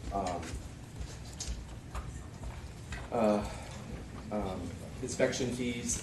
We were running a $279,000 deficit in that expense. This went out for public comment, and no law school, we didn't get any opposition from law schools, in fact, some support. And so if anybody has any questions, I'd address that, but any questions for Todd or the staff? This one sailed smoothly. Don't get too confident. Chickens are still eggs. Greg's smiling. Okay, any questions for Todd or staff? Any discussion? May I substitute the roll call? It's approved. Okay, next is our budget, and I think most of you were here yesterday for Kevin's fine presentation on our budget, and it reflects some big things that I think we've talked about a lot. It reflects a $6 million deficit that we're, as a committee, going to address, as a board, address in 2018 going forward. It addresses the proposals to the labor unions that we've made thus far. It addresses some one-time expenses such as the content validation studies, the bar's separation of the sections, and the initial implementation of the fingerprinting. So some one-time expenses, but some big things that we're facing it addresses. And anybody has any questions? Any questions for Todd or staff? I've got one comment before I invite board discussion. I don't know that we need to have an elaborate discussion about this because we did discuss it yesterday, but there's a couple of points that I think are worth underscoring for any audience we have today that we didn't have yesterday. That is that the bar has a structural deficit in its general fund. That was true when we approved this year's budget. We made a decision as a board to apply a limited cache of reserves to get us through this year. And we're now making a preliminary decision to do the same thing for next year. But some changes that came to us via the fee bill process have made our situation worse. The departure of the sections will take away their funding for their share of overhead, but that overhead will not go away. Our insurance bills don't get cheaper, our rent doesn't get cheaper, our power bill doesn't get cheaper. Secondly, we, through the bar bill, have given up affinity revenues, which many of us thought are not really appropriate for government, and have sent those off to to the California Bar Foundation for appropriate uses. That's money that's flowing out of our budget. And we have the fiscal challenges for next year that Todd has mentioned. So we are not in very strong fiscal shape. We can be responsible. Nobody has to worry about their paycheck bouncing. But we have work to do, and we have work to do in the context of our negotiations with our employees about fair compensation for them. We'll get through it. It will take work. Any other discussion of the budget? May I substitute the roll call? The preliminary budget is approved. And that's it for my committee. Oh, yeah, we don't need to dig goals. Yeah, we're good. Okay. And Brandon, you have no items, but did you have anything you wish to report on behalf of Audit? Just briefly, you heard a couple of presentations yesterday on the status of the various audits. I just wanted to highlight the good work being done by our IT security team and the deep dive that they're taking in looking at any security issues. Alan Steinbrecher and myself continue to work with Kevin on keeping these audits rolling, and we anticipate meeting with auditors in the next couple of months. Yes, sir. Were you done? I wanted to also thank Kevin Harper, our new, our acting, I think he might have stepped down. But anyway, he's hit the ground running. He's been a real asset to us, and he's brand new in the position, but I think you've all had a chance to meet him now. And I really want to thank him for all the work that he's done, because that was a big effort to take on when you're brand new to this position. And so I want to personally thank Kevin for all the work that he's done, and the whole finance committee and chair. I know the board is appreciative of Kevin's support, and I'm certain that Leah is. Okay, anything else from audit? No. Okay, item 701, this is fingerprinting. Do we have the staff available for this item? Suzanne, where are you? Oh, I'm here. Please come forward. Hi. I just emailed him to come down. Suzanne, why don't you go ahead and start while Dag is in motion. Okay. Is this working? It is. Okay. So the matter before you Why today. don't you start by introducing yourself? Oh, I'm No, sorry. trustees know Yes. you. My name is Suzanne Grant. I'm an assistant general counsel at OGC. And I worked on this item with Dag McLeod, who's on his way down, and he's the director of the Office of Research and Institutional Accountability, ORIA. So the matter before you is a request to authorize a 45-day public comment period for a proposed rule of court to implement a fingerprinting requirement for active California licensed attorneys. On October 20th, 2017, the State Bar received a letter from the California Supreme Court directing the State Bar to facilitate implementation of the re-fingerprinting of California active licensed attorneys. So this proposed rule states that the board will implement a schedule for the fingerprinting of active licensed attorneys by December 2019.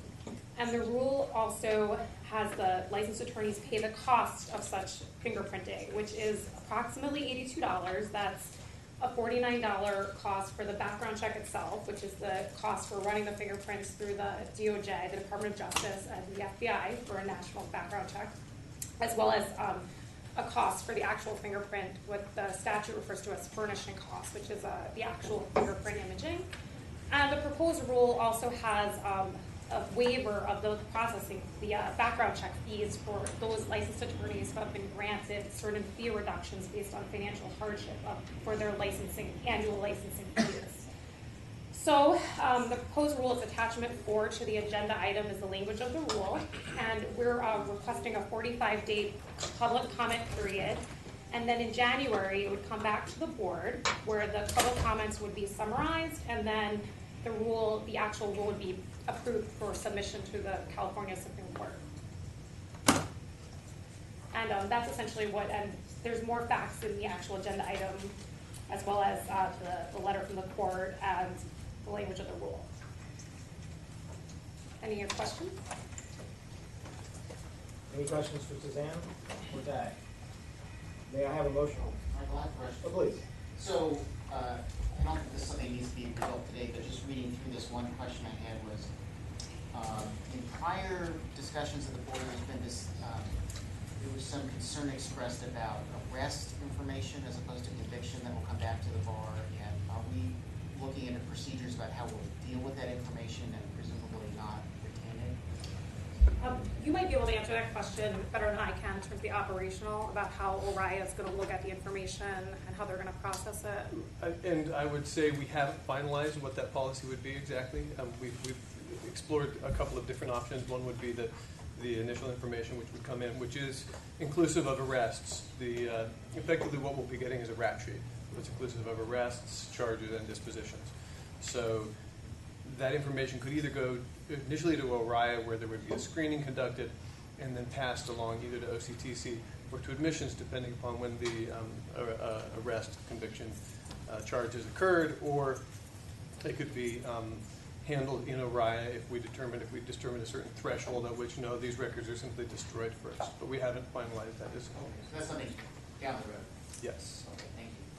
Ted, perhaps you want to talk about the working group and what we'll be exploring. So we've been, operationally, we've been working very closely with IT and with admissions staff to establish a channel with Department of Justice, because our concern initially was that we have information that's going to be coming in through information on licensed attorneys that will be coming in, and we didn't want to get that information mixed up with information on applicants to the bar that comes in through the moral character process. So we needed to establish a new channel of secure communication with the Department of Justice. And what we've been working closely with admissions on and information technology is establishing that new channel of communication. So it involves various different things related to codes and secure file transfer and establishing servers and technology issues that our IT department has done a terrific job on, and that we're now ready to roll with.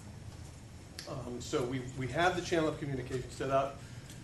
This work with admissions and IT, though, now needs to be expanded out to include member records. It needs to be expanded out to include OCTC, to include State Bar Court, probation, all of the other departments of the bar that will be affected by the workload coming in, and to determine procedures and protocols for how these data are going to move. Things very much like what you just asked, Sean, regarding, so where does the data go first? At what point does it get transferred to admissions or to OCTC? And how does the continued flow work? What do the policies look like? Thank you. And I assume that the board will get briefed on each of those steps as you guys take it. For local governments, there's authority to discuss security measures in closed session, so the security side of this conversation might be appropriate for a closed session discussion at an appropriate time. Can I ask, Michael, would you like us to continue to put this on the agenda for the full board, or at this point have RAD work with staff on the ongoing implementation steps? I think it can stay in RAD so long as Highland doesn't ask for the courtesy of us coming here. Okay. We have I would move the resolution to authorize the opening of a 45-day public comment Do I period. have a second? Second. Second. Is there questions for staff? Question. I'm sorry. How many fingerprints do we have of attorneys now? Do we have any? We had fingerprint cards. But we have to start from scratch. We will have to start from scratch. Okay. Well, we have certain fingerprint cards that have been submitted, and those are of applicants, when those attorneys were applicants. And Back in the applied to day, I bar, remember doing that. from the past 3 years. So if those licensed attorneys, when they applied, used a hard copy fingerprint card, which are used for out-of-state applicants, and they become licensed attorneys, we have those cards and we have submitted them, and that's approximately 1,500. So 1,500 down and 100. They don't have to be refingerprinted. So Right. Those lawyers don't have to be refingerprinted. Right, so actually in the proposed rule, it actually says for licensed attorneys whose fingerprints the state bar does not retain, or I'm paraphrasing it, but it's only for those fingerprints the state bar does not have. So there are 1,500 lottery winners. Right. And so Right, right, exactly. 500 non-winners. Further questions? Yes, sir. Brandon Stallings. If an attorney has been fingerprinted somewhere during the pendency of the practice of law, let's say for employment purposes or other sort of background checks, can they use those fingerprints to satisfy this requirement? No. And that's a function of how the databases at the AG's office work. Any other questions, Joanna? Suzanne, I'm wondering, I'm assuming that you've already analyzed the issue where the Board of Accountancy was challenged on this very issue, and they lost at Superior Court. And you determined that our situation is distinguishable from that? Yes, so in that case, there was Point of procedure, should this be an open session? I'm sorry, what's the subject? So Joanna asked about, there was a case from a man challenged, he didn't challenge the statute, but the Board of Accountancy had a similar regulation that required accountants who were renewing their license to be fingerprinted. So Joanna's question was, how does that case differ from this? What So you're asking for is legal advice to Right. manage litigation risk, and there is another time and place for that conversation. We will get to it. Right. Thank you, Sean. Other questions or comments on this item? May I have a motion? Oh, I got one, and a second. May I substitute the roll call? That one is approved.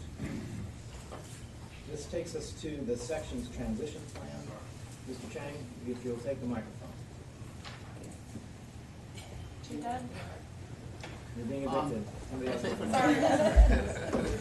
Just talking to me, I'm sorry. Hold on, James. Wesley. I apologize, but I wonder, I have questions about this, I'd like to ask the council offline. Can you talk about this item? Which one? Section? Yes. Okay. Okay, we'll defer item 702 until 12:30. We'll be back, so I'll tell Mr. Sharp, James will take it. And Francisco, you're charged of making sure I don't forget. Is Mr. Tuck with us? We need somebody to present the Rule 5, 110E, the special duty prosecution. We're trying to corral them. I think the expectation was that Yes. Well, let me ask this, is lunch available? Let me go look. I'll be right back. It is, we'll just take our lunch break now and come back at 10. It's too much to train. The staff is unaccustomed to this level of efficiency. So, thank you. I appreciate your forbearance. I've tried so many cases, so it's not. Yes, it is.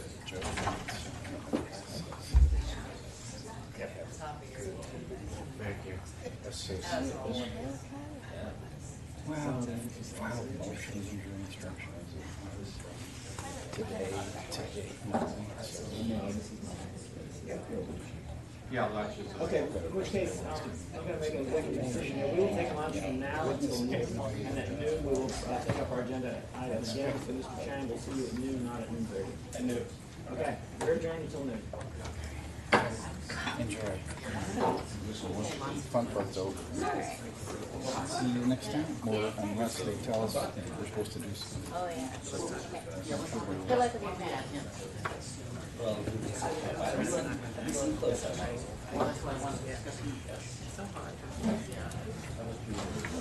I am, but then, they are. But I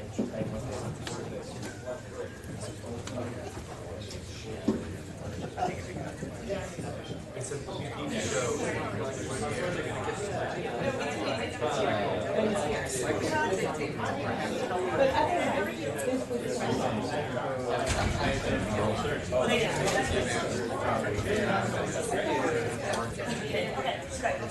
The son.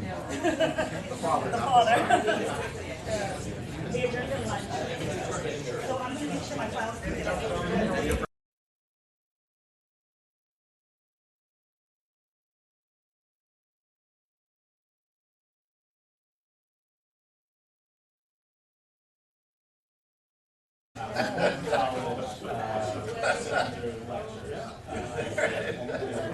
My high school, everybody. It's funny, it's really just Okay,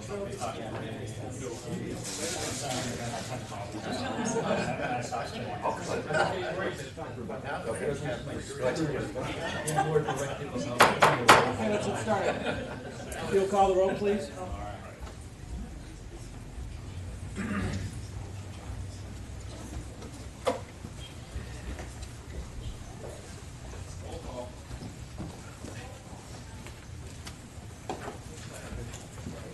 Mark left, by the way. Yeah, he told me.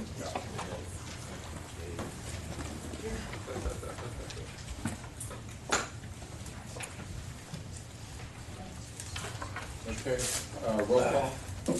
Broughton. Chen. Here. Fox. Here. LeBron. Here. Lee. Mendoza. Here. Salik. Here. Spector. Here. Stalling. Steinbrecher. Here. Stevens. Here. Okay, Mr. Chang, please. Good afternoon, board members. My name is James Chang. I'm an attorney in the State Bar's Office of General Counsel.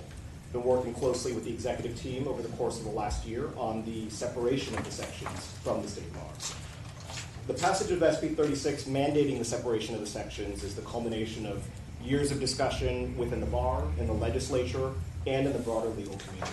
And the decision to separate the sections will allow the bar to focus on its core public protection mission, while also freeing the sections from the constraints under which they've operated within a public agency.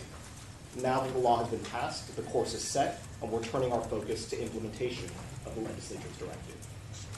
After Governor Brown signed SB 36, State Bar staff, acting at this board's direction, incorporated the section's successor nonprofit organization called the California Lawyers Association, and will transfer the sections into CLA, the acronym, effective January 1st, 2018. The sections are now in the final phase of preparing for the official transition, including by drafting bylaws, creating a governance structure that protects equal representation for all sections, preparing to name CLA's first board of directors, and establishing a staff and management structure. The item before the board today relates to the future relationship between the State Bar and the California Lawyers Association. SB 36 requires the State Bar to enter into a memorandum of understanding with CLA detailing the terms of separation and creating a framework for future collection of CLA dues by the State Bar.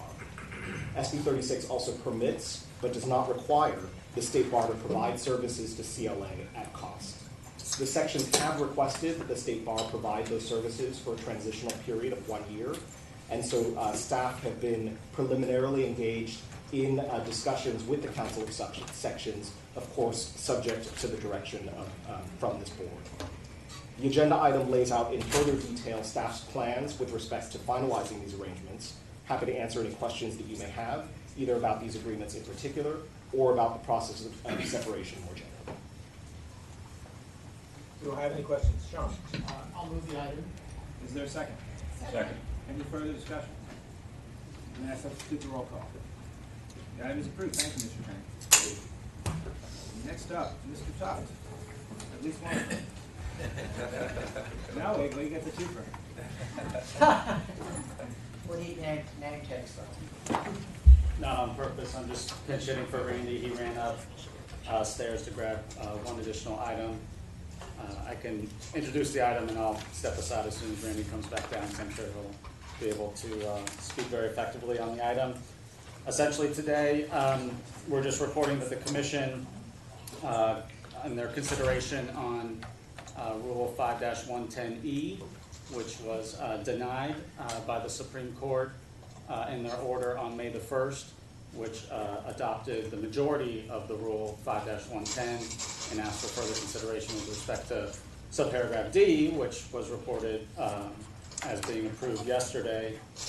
And as part of the court's submission or their order, it was should the State Bar consider to propose a Rule 5-110E to consider whether the restrictions governing when an attorney may issue a subpoena should apply to all lawyers in both the civil and criminal context as opposed to just prosecutors. And the Commission sent out 3 alternatives concerning that rule proposal. They last met on October 24th, considered all the public comments received, and following consideration of public comments and a discussion amongst the commission, is recommending that no rule concerning the governing of conditions that must be present when a subpoena to be issued against another attorney be adopted by the board. And the second item we're also requesting today is approval of proposed Rule 3.8, which is the new rule numbering of current Rule 5-110, be approved by the board so that staff can submit a supplemental memorandum with the court requesting that 3.8 be withdrawn, which was the prior iteration of 5-110, which has since been modified by the Supreme Court and now replaced by the rule ostensibly approved by the Supreme Court as of yesterday. And that's just the who, what, when, where, and why. And Mark Tuft is here to speak to the consideration of the commission should there be any questions. I'll keep it very short. The Supreme Court, when it sent paragraph E back to us without approving it, suggested if we wish to consider a further modification, we ought to consider whether or not it ought to apply to all attorneys or not. And one member of our commission was actually in favor of that when it came back from the Supreme Court. So that's why we had three alternatives that went out for public comment. And as you can see from our report, the public comments unanimously do not support having a Rule 3.4F that would apply any restrictions as a disciplinary matter on subpoenaing other counsel in a civil matter.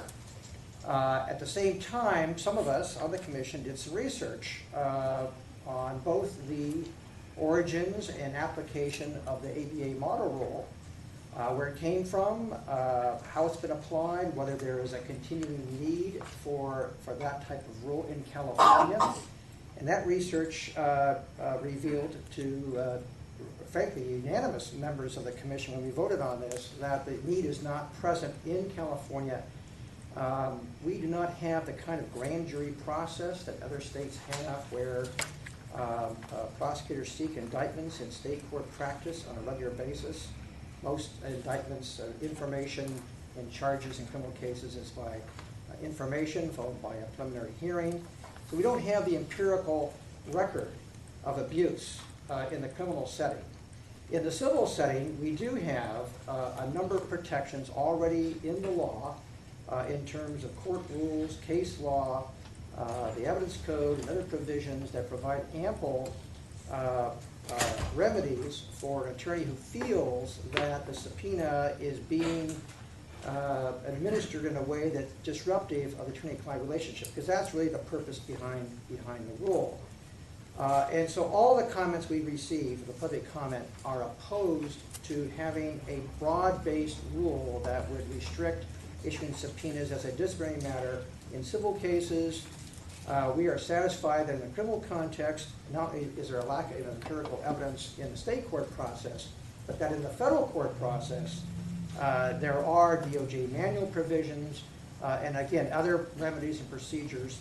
Finally, our research led us to discover that the Supreme Court of the United States in the criminal setting has weighed in quite extensively on whether or not requiring an attorney to appear before a grand jury or other proceeding to testify in fee forfeiture cases or contraband cases or cases in which they're being asked to testify. The Supreme Court has frankly turned down the kind of arguments that have been advanced by criminal defense lawyers that the subpoena would be disruptive and invasive to attorney-client relationship. So given our charter, which is to look at the California rules first and then seek to find uniformity where uniformity can be achieved, none of those provisions of our charter would support the recommendation that we include a paragraph E in Rule 3.8 or paragraph F in Rule 3.4. So it was unanimously decided by the Commission that we come to you and recommend no paragraph E or paragraph F, if you will, in 3.4 for the reasons stated. And with that, I'll just wait to receive any questions you may have. and then Joanna. All right, thank you. I just have a question. So I understand there's two pieces of this. One is you're recommending no new rule. I get that. Then the second part is this supplemental memorandum to the Supreme Court, Rule 3.8. Is that essentially just renumbering what has already been substantively? It actually is cleaning up the fact that 3.8 has some language and provisions and comments in it that are not in 5.110.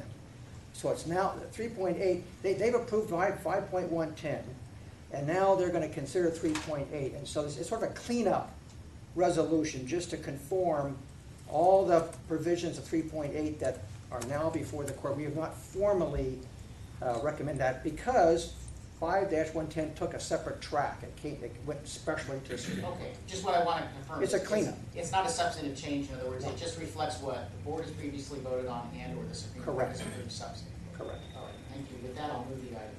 Second. We have a motion and a second, and under the category of discussion of the motion, Joanna has the floor. Thank you. I want to do my motion, and I prevented it from. Oh, I'm sorry. Okay.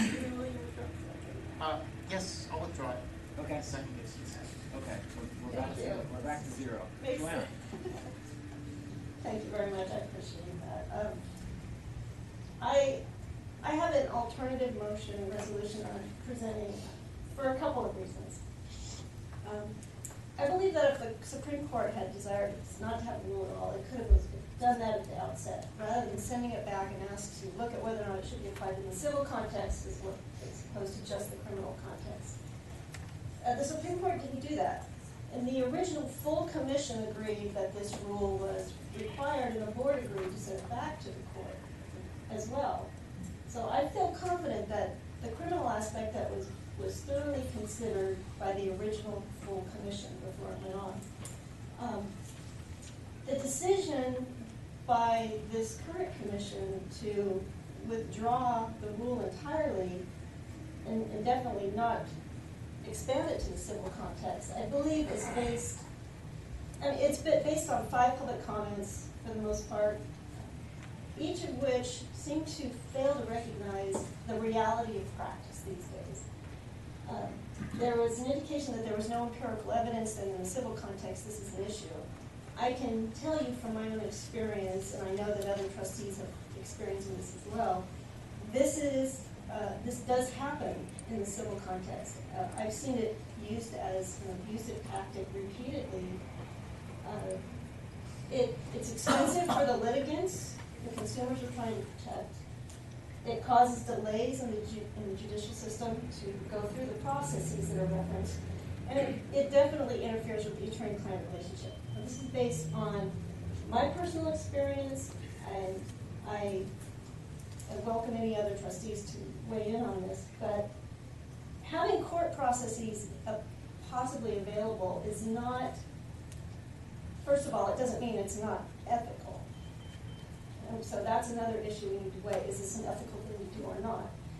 But the court processes are not effective. The courts really want to take a hands-off approach in most discovery matters. They're worn out with discovery disputes.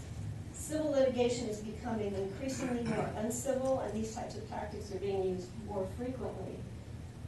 And there's few ways available to us to stem the tide of abuses. And identifying that doing this type of tactic is not an ethical practice, I think is important. If it's not ethical in the criminal aspect, it's not ethical in the civil either. And I would hazard to guess, although I don't have any experience in the criminal realm, that things are more civil in the criminal context than they are in the civil. And I honestly think we need to expand it to the civil context and allow the court to make the final decision, at least give them the option. If they don't want to have this rule, of course that's their choice. But I think we need to give it to them rather than take it away completely, because if they had wanted to do that, they could have done that at the outset, rather than send it back to us to look at expanding it to the civil context. So my resolution is to keep the rule, add the civil aspect of it that was recommended, and there was one cleanup issue, and OCTC had made a recommendation on that, using the term essential, and that was included. So the essence of the disagreement that I hear is whether the civil discovery remedies are sufficient. And Mr. Tuft, could you enlighten us on the Commission's thinking and the comments that you received on that issue? Yes, there is case law, and in some circumstances, rules of court that take a very dim view of opposing counsel seeking to depose their adversary's counsel in a civil case. It's a pretty high bar. You don't just get to do it. There has to be a meet and confer process, and the attorney who's been subpoenaed typically will make a motion for protective order or motion to quash that are very effective. Courts don't like opposing counsel taking one another's deposition without good cause. On the other end of the spectrum, we found that there are numerous examples of where there is legitimate reasons to subpoena an attorney for either deposition or testimony or records or what have you. We have a rule, as you know, 5-220, that if we have physical evidence, we have a duty to turn it over. Sometimes that spawns subpoenas and testimony. But lawyers who are on the, and my practice deals 100% with representing lawyers, and I frequently am dealing with subpoenas for lawyer testimony. It could be in fee dispute cases. It could be in malpractice cases. It could be in cases where the lawyer has physical evidence that the other side has a right to know where it came from or what it could.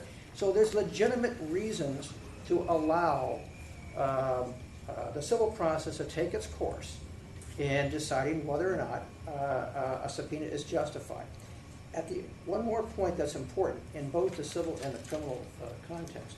In the criminal context, the Supreme Court of the United States has said in these fee forfeiture cases that if the intent of the prosecutor is really to oust the defendant's lawyer or to drive a wedge between the attorney and their counsel, there can't be Sixth Amendment consequences to that, and they won't allow it. And they have cited to Rule 3.8b. 3.8b says that a prosecutor has to take reasonable steps to make sure the defendant is represented by counsel. So the court has referenced that. So there are remedies in both the civil system and the criminal system such that if we had a broad rule that restricted any subpoena of an attorney to testify, it would be, in my opinion, and the opinion of the Commission, overly broad on one end, and frankly, there's a lack of empirical evidence on the other end to support a disciplinary rule at this time. I will give Joanna the last word on this, but before I do, is there any other trustee that wishes to comment? Just a question. Sure. What about this comment that the court sent it back? I mean, I know you can't read tea leaves, but what about Joanna's comment that the court had wanted to just 86 it, they could have done something? I think, if I'm speaking for the Commission, I think the general view was the court is not telling us to consider a rule and present a rule. It turned it down. It denied 3.8e. It said if you're going to consider it, you might consider its application beyond the criminal process, and did not give us a timetable, did not even tell us we had to do it. So we read that order is not a mandate in any way. And in our liaison, Greg, I think, has sort of confirmed that the court's saying, look, we're turning it down, but if you want to continue to look at it, be our guest. But we're not under any compulsion to do so. Okay, Joanna, let's close this out for us. Okay, so, well, the courts have rules, and I recognize that, as I indicated. That isn't, in a practical manner of speaking, they are not effective to address this issue. I mean, even if a protective order is issued, and that, of course, is very expensive for the litigants, I've seen it still abused. I mean, how often do you have to go to the court and get the court involved? It's not efficient for our judicial system for that to happen. The rule provides for exceptions, the exceptions you reference. So it's not that it's eliminating the ability to subpoena entirely, it's providing the exceptions that are in alignment with the Supreme Court and what it's saying. So we're not banning subpoenas, we're just saying that there's a bar you have to reach to issue those. And while there are court rules that say this, that doesn't mean it's ethical to go ahead and just try and get everything you possibly can, because I can tell you, it does happen, it happens a lot, It's happening more often, and it does interfere with the attorney-client relationship. So we have a tool we could use. I'm not sure how often it'll be used, because I know attorneys don't like to turn in opposing counsel, but we have very little available to us these days to address the lack of civility in civil practice. And it is getting significantly worse, and it's one of the main reasons I stopped litigating. It's really out of control, and these tactics are used, and they're used frequently. And again, I think we should allow the court to make a final decision, and if we take that away from them, we're not letting them do that. Okay, Joanna has made a motion. I have not heard a second. Is there a second for Joanna's motion? The motion dies for lack of a second. John, do you want to restate your original motion? I will move the item as presented. Any further discussion? Yes, sir. One point of clarification, the resolution language in the agenda item was written at the time that the court had not given its final word on the Brady provision in 5110. They did that yesterday, and so we have produced a revised resolution for the board's adoption that removes the contingency. Before it was contingent on what the court did, we'll conform to that. But now that the court has acted, we can just straight out adopt the rule and have staff directed to substitute it for the 3.8 that's currently on file with the court. And is this the motion as intended, Mr. Soleil? Yes. And is this the motion as you seconded it? Yes. Any further discussion? Please call the roll. Broughton, Absent. Chen, Yes. Fox, Yes. LeBron, Yes. Lee, Yes. Mendoza, No. Sleg, Yes. Spector, Yes. Stallings, Yes. Steinbrecher, Yes. Stevens. Yes. Thank you. Motion carries. Next up is our antitrust training. Staff estimates 20 minutes for their presentation. Q&A is up to you, and then we go into closed session to cover the remainder of our closed session agenda. We do not anticipate returning to open session, so those of you who have other things to do will well do them.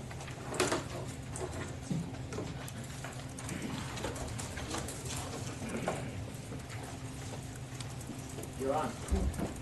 Good afternoon, I'm Robert Ritana, Deputy General Counsel, here with James Chang. We will be presenting today an antitrust training. This is meant as a general overview of antitrust law as applied to public entities, followed by a discussion of how those principles apply to the State Bar of California. This is more abbreviated than a training that some of you may have heard previously, but it's just meant to be sort of to give you some background and a starting point for any conversation we may have going forward. I'm going to do the general overview, and then James will discuss and walk you through the application of those principles to the State Bar. First of all, it's important to remember that there's something called the state action doctrine with respect to antitrust laws. Many forms of Has to get turned on. Turn on.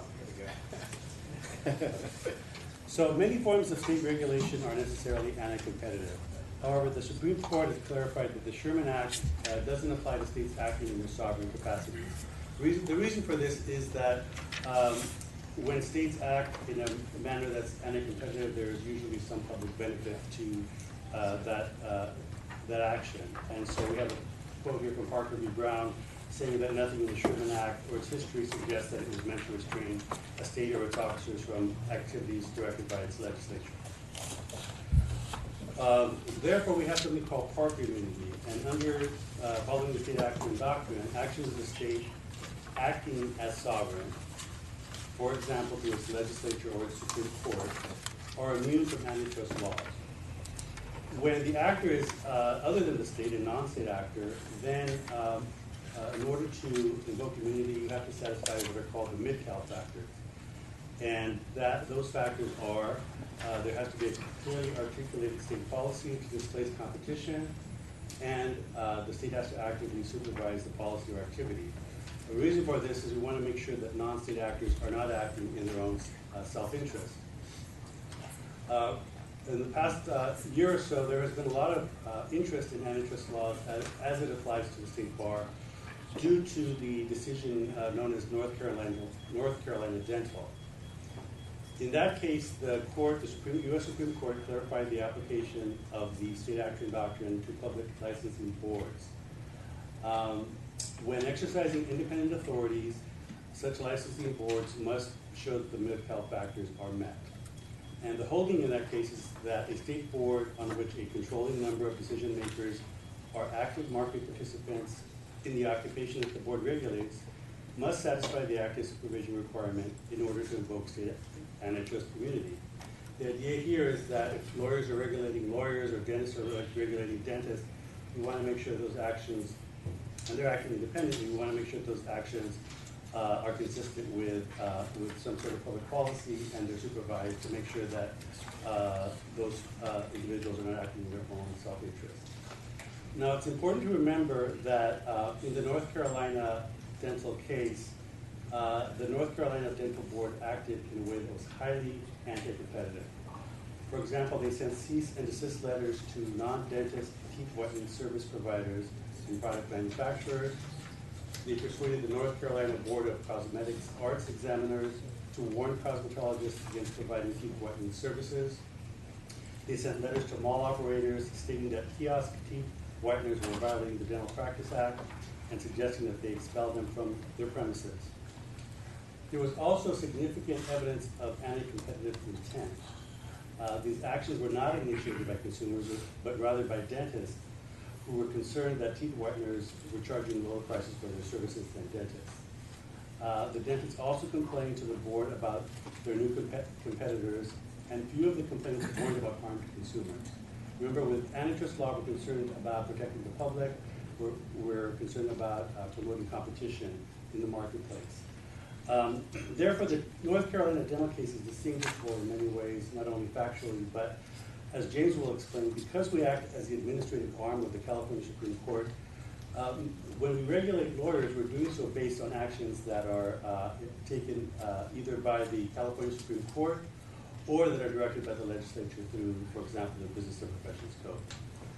So at this point, James will take over and walk you through the application of the state law. Sure. So I'll be discussing how antitrust laws apply in particular to the State Bar of California. And to begin this inquiry, it's important to remember the State Bar's unique role. Remember that the State Bar acts generally as the administrative arm of the Supreme Court, and in that way it is unlike other licensing agencies within the Department of Consumer Affairs and the executive branch that have final authority. The State Bar acts only as the administrative assistant to the court in matters of attorney admissions and discipline and makes recommendations to the court. It's the California Supreme Court that retains the sole authority to grant, deny, suspend, or revoke a license to practice law. I'm a little trouble with the slides. Maybe if somebody can help me just to advance it a bit. So you just try to put this in graphic form here. The State Bar works under the Supreme Court and in support of the court's role, and we apply the state action doctrine, where the State Bar's functions are only recommendatory to the California Supreme Court. The actions are those of the state and are likely exempt from the antitrust laws.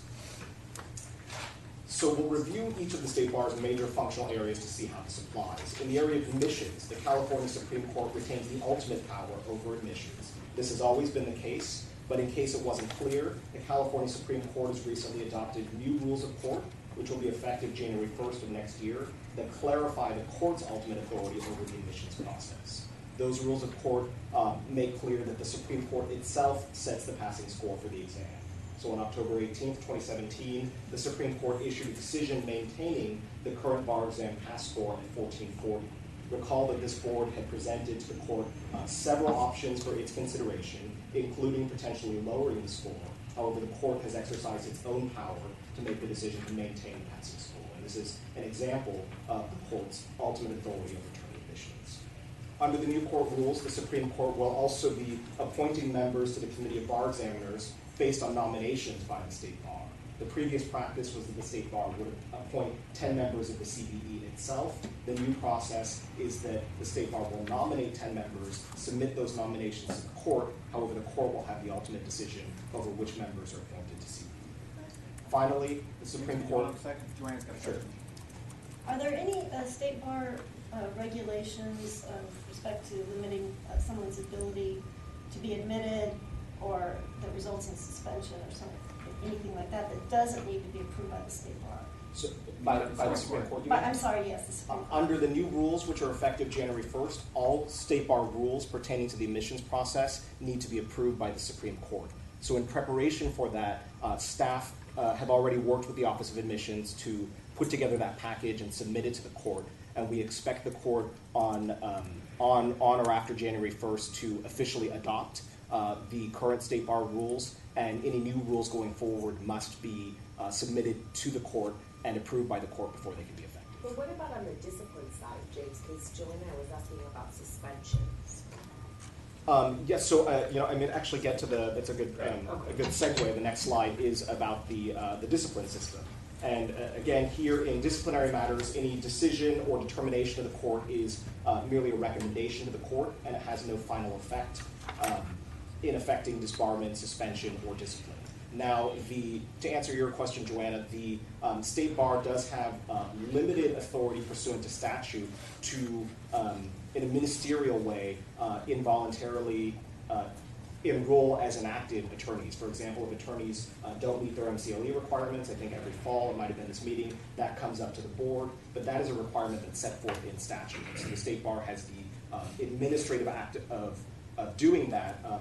That doesn't necessarily go across the court's desk, but the basis for that function is in statute. So the fact that it's in statute is enough to take it out of the antitrust context?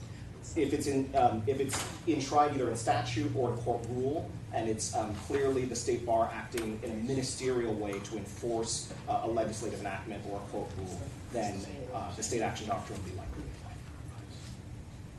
What about discipline that falls short of interfering with one's right to practice, like of approval? So that doesn't have to go to the court. Right. So that that doesn't have to go to the court. So we don't look necessarily first to the state action doctrine on matters of individual discipline. Courts have held that individual actions against licensees do not have a sufficient market impact to constitute an antitrust injury. So we would only be looking to the antitrust laws when the state bar is acting in a policy-making role and enacting decisions that might affect competition and might affect a large number of individuals. So when the state bar, through its discipline arm, takes an individual action to enforce discipline against an individual attorney, courts have held that that type of action is a kind of regulatory power. It's within the normal powers of the agency, and it's not something that would implicate the antitrust laws to begin with. The Supreme Court has also, the California Supreme Court has also in dicta evaluated the application of the antitrust laws to attorney discipline, because of course, as you know, when some of the attorneys that we're working with are disciplined, they tend to throw the kitchen sink in on their final briefs to the Supreme Court and will raise every manner of argument that they can. And so certainly some of these attorneys have tried to litigate antitrust claims in the California Supreme Court, even though those types of claims are exclusively within the jurisdiction of the federal courts. Nonetheless, the California Supreme Court has in dicta stated that their enforcement of disciplinary rules by suspending or disbarring attorneys is state action and would be immune from Sherman Antitrust Act liability. The next slide, please. And there's just a graphical representation. Those orders of discipline come from the Supreme Court. Another important function of the state bar is to recommend to the Supreme Court the adoption of the rules of professional conduct. Just as in the previous item where we were discussing Rule 5110, an important function of the state bar is to process a lot of the commentary and a lot of the input on these rules and to put them before the court. However, again, here in this area, it's the court that has the final authority. And the very setup of the discussion that we had on Rule 5110 is a good illustration of that fact, that although the state bar can make recommendations about the rules of professional conduct, those ultimately are just the state bar's recommendations. The Supreme Court has the final say over the matter, and if the Supreme Court doesn't like the recommendation, they won't hesitate to return it to the bar for further consideration. So when we look at the rules of professional conduct, again, we see the court acting in its sovereign legislative capacity. And when it acts in its sovereign legislative capacity is, again, when the state action doctrine will apply. The U.S. Supreme Court has addressed this question in the case of Bates versus the State Bar of Arizona, where attorneys brought challenges to attorney advertising rules in Arizona. They challenged those rules on two separate grounds, both on antitrust grounds and on First Amendment grounds. As to the antitrust claims, this U.S. Supreme Court held that the attorney advertising rules were promulgated by the state Supreme Court, acting in its sovereign legislative capacity, and as a result, they were immune from the antitrust laws. The court did, however, find that those attorney advertising rules were unconstitutional in violation of the First Amendment, but as to the antitrust claims, they found that the court's role as the body that enacted those rules was sufficient to allow the state action doctrine to apply. It's important to remember that in order to enjoy this immunity under the state action doctrine, the state bar or the court needs to be acting within the confines of a rule of court or a statute. It can be the case that a state bar can face antitrust liability when they act outside of those prescribed rules. And so, for example, in the U.S. Supreme Court case of Goldfarb versus Virginia State Bar, the fact pattern was that certain local bar associations had developed minimum fee schedules. They had sent out letters to all of the attorneys in the community saying that in this area, attorneys are expected to charge these minimum fees, and if you don't charge these fees, you may be subject to discipline by the Virginia State Bar. The Virginia State Bar, in fact, contributed to that by itself making pronouncements to the effect that those letters that were going out by the local bar associations were enforceable, and that the Virginia State Bar might, in fact, discipline people if they did not adhere to the minimum fee schedule. There was no basis in law for these minimum fee schedules. There was no statutory basis. There was no court rule basis. This was simply classic anti-competitive activity. This was groups of lawyers conspiring to fix prices and reduce competition. And on this fact pattern, the U.S. Supreme Court held that the antitrust laws had been violated and the Virginia State Bar would not enjoy state action immunity because they were not acting pursuant to some kind of sovereign enactment. So there are, of course, fact patterns under which state bars could be held liable, but the key framework is whether the state bar is acting consistent with a sovereign enactment or whether it's off on its own, acting without that authority. So having discussed the application of the antitrust laws to the State Bar of California generally, we now want to discuss how we're operationalizing this and trying to protect the State Bar against any potential antitrust liability, and also to promote consideration of antitrust principles and competition in the State Bar's policymaking. Next slide, please.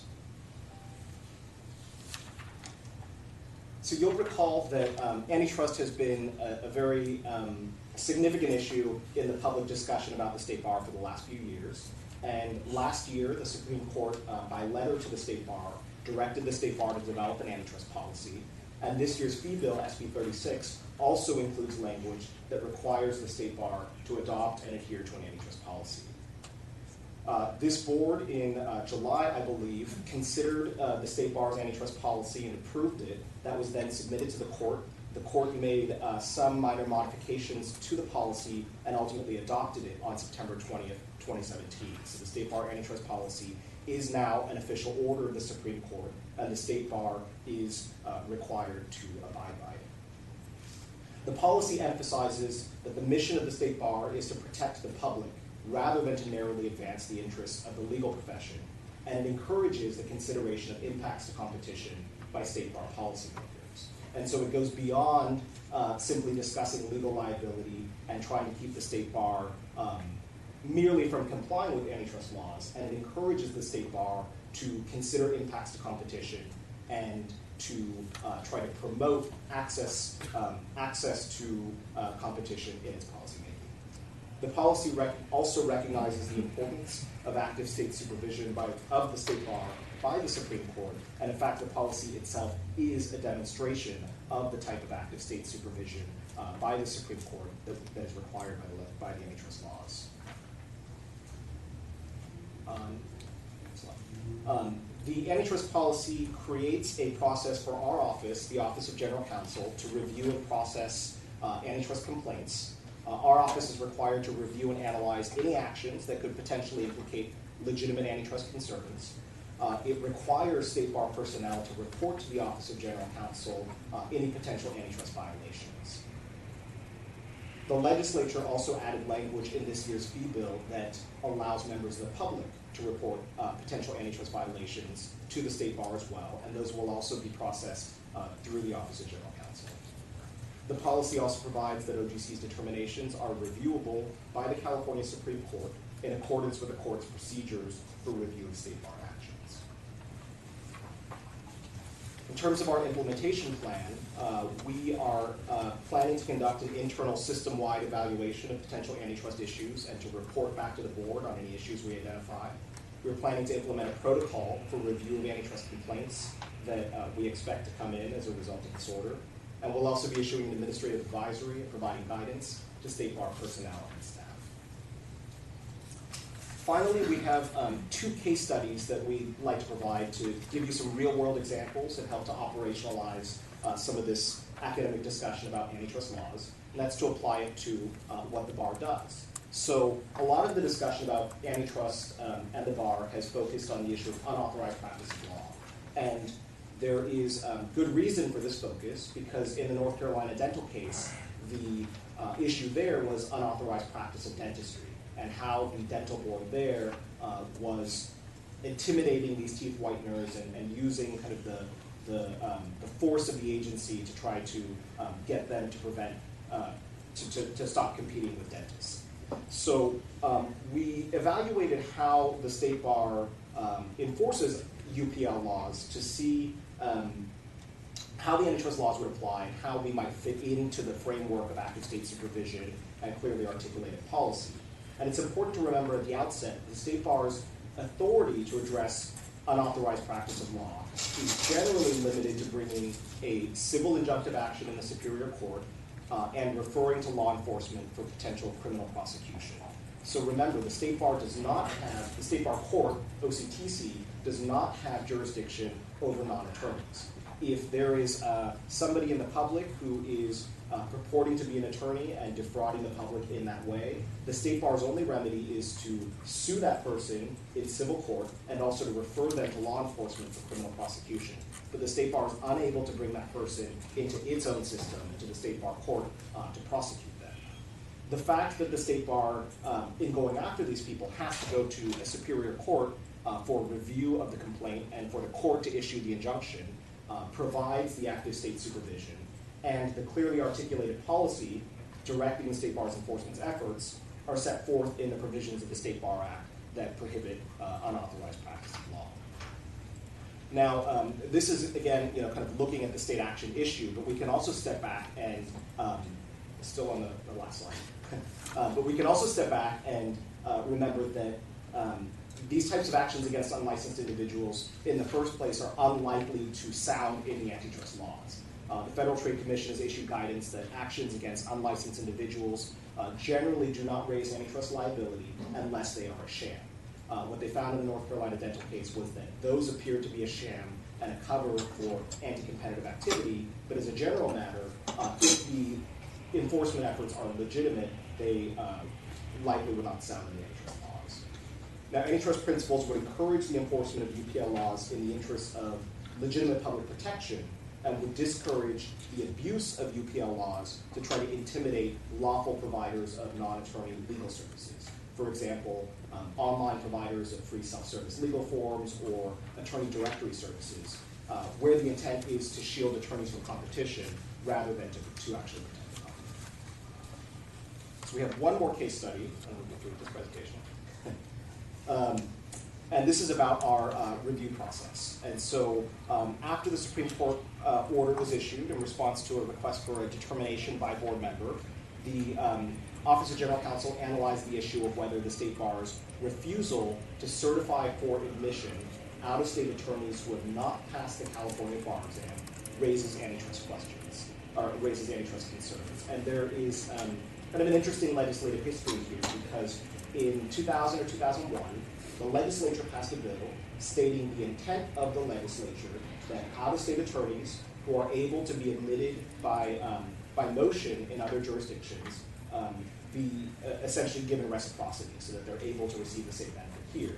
And they directed the Supreme Court to set up a task force to study that issue and report back.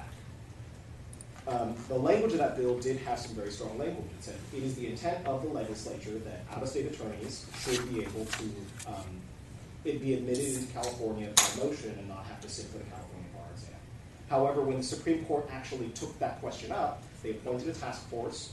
The task force was comprised of a lot of state bar personnel, state bar board trustees at the time, and the task force ultimately came up with a recommendation back to the Supreme Court with a much more limited recommendation. The recommendation was that California should establish a registered in-house counsel system. It should adjust its rules so that attorneys who are transactional attorneys from out of state but are practicing here on a transient basis would not be considered to be practicing law. But importantly, the task force recommended against allowing admission by motion for out-of-state attorneys. And so the legislature and the court did not take any further action to implement that directive. At the same time, there remains a part of the Business and Professions Code that states as a requirement for a person to become a California attorney that they have passed the bar examination administered by the Committee of Bar Examiners. That's a statutory requirement.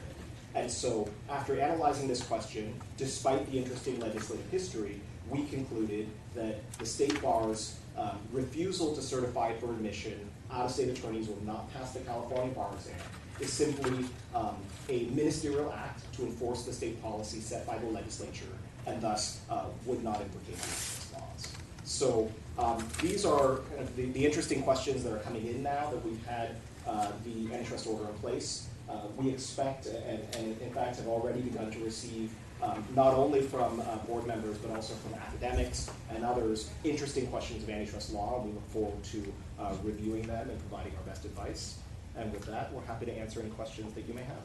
So 2 takeaways I'd like to emphasize. One is that you are invited to engage in the accomplishment of our objectives under antitrust policy, and if you see a practice that raises questions in your mind, I would invite you to bring it to OGC's attention, not necessarily on television.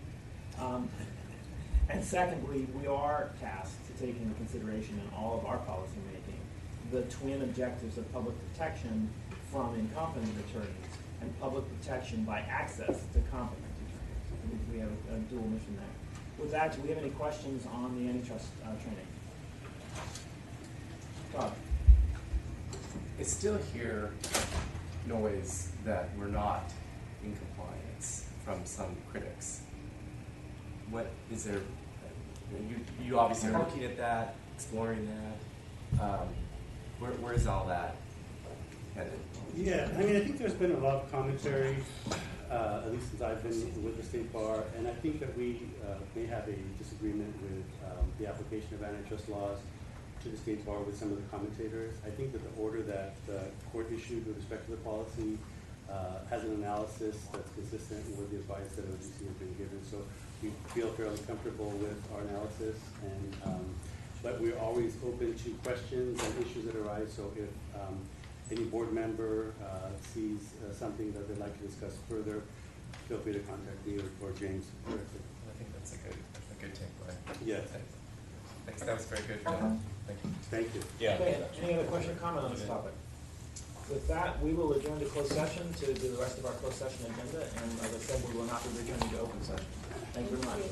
You're going to get a brief recess, or you want to dive in? Let's dive in. Okay.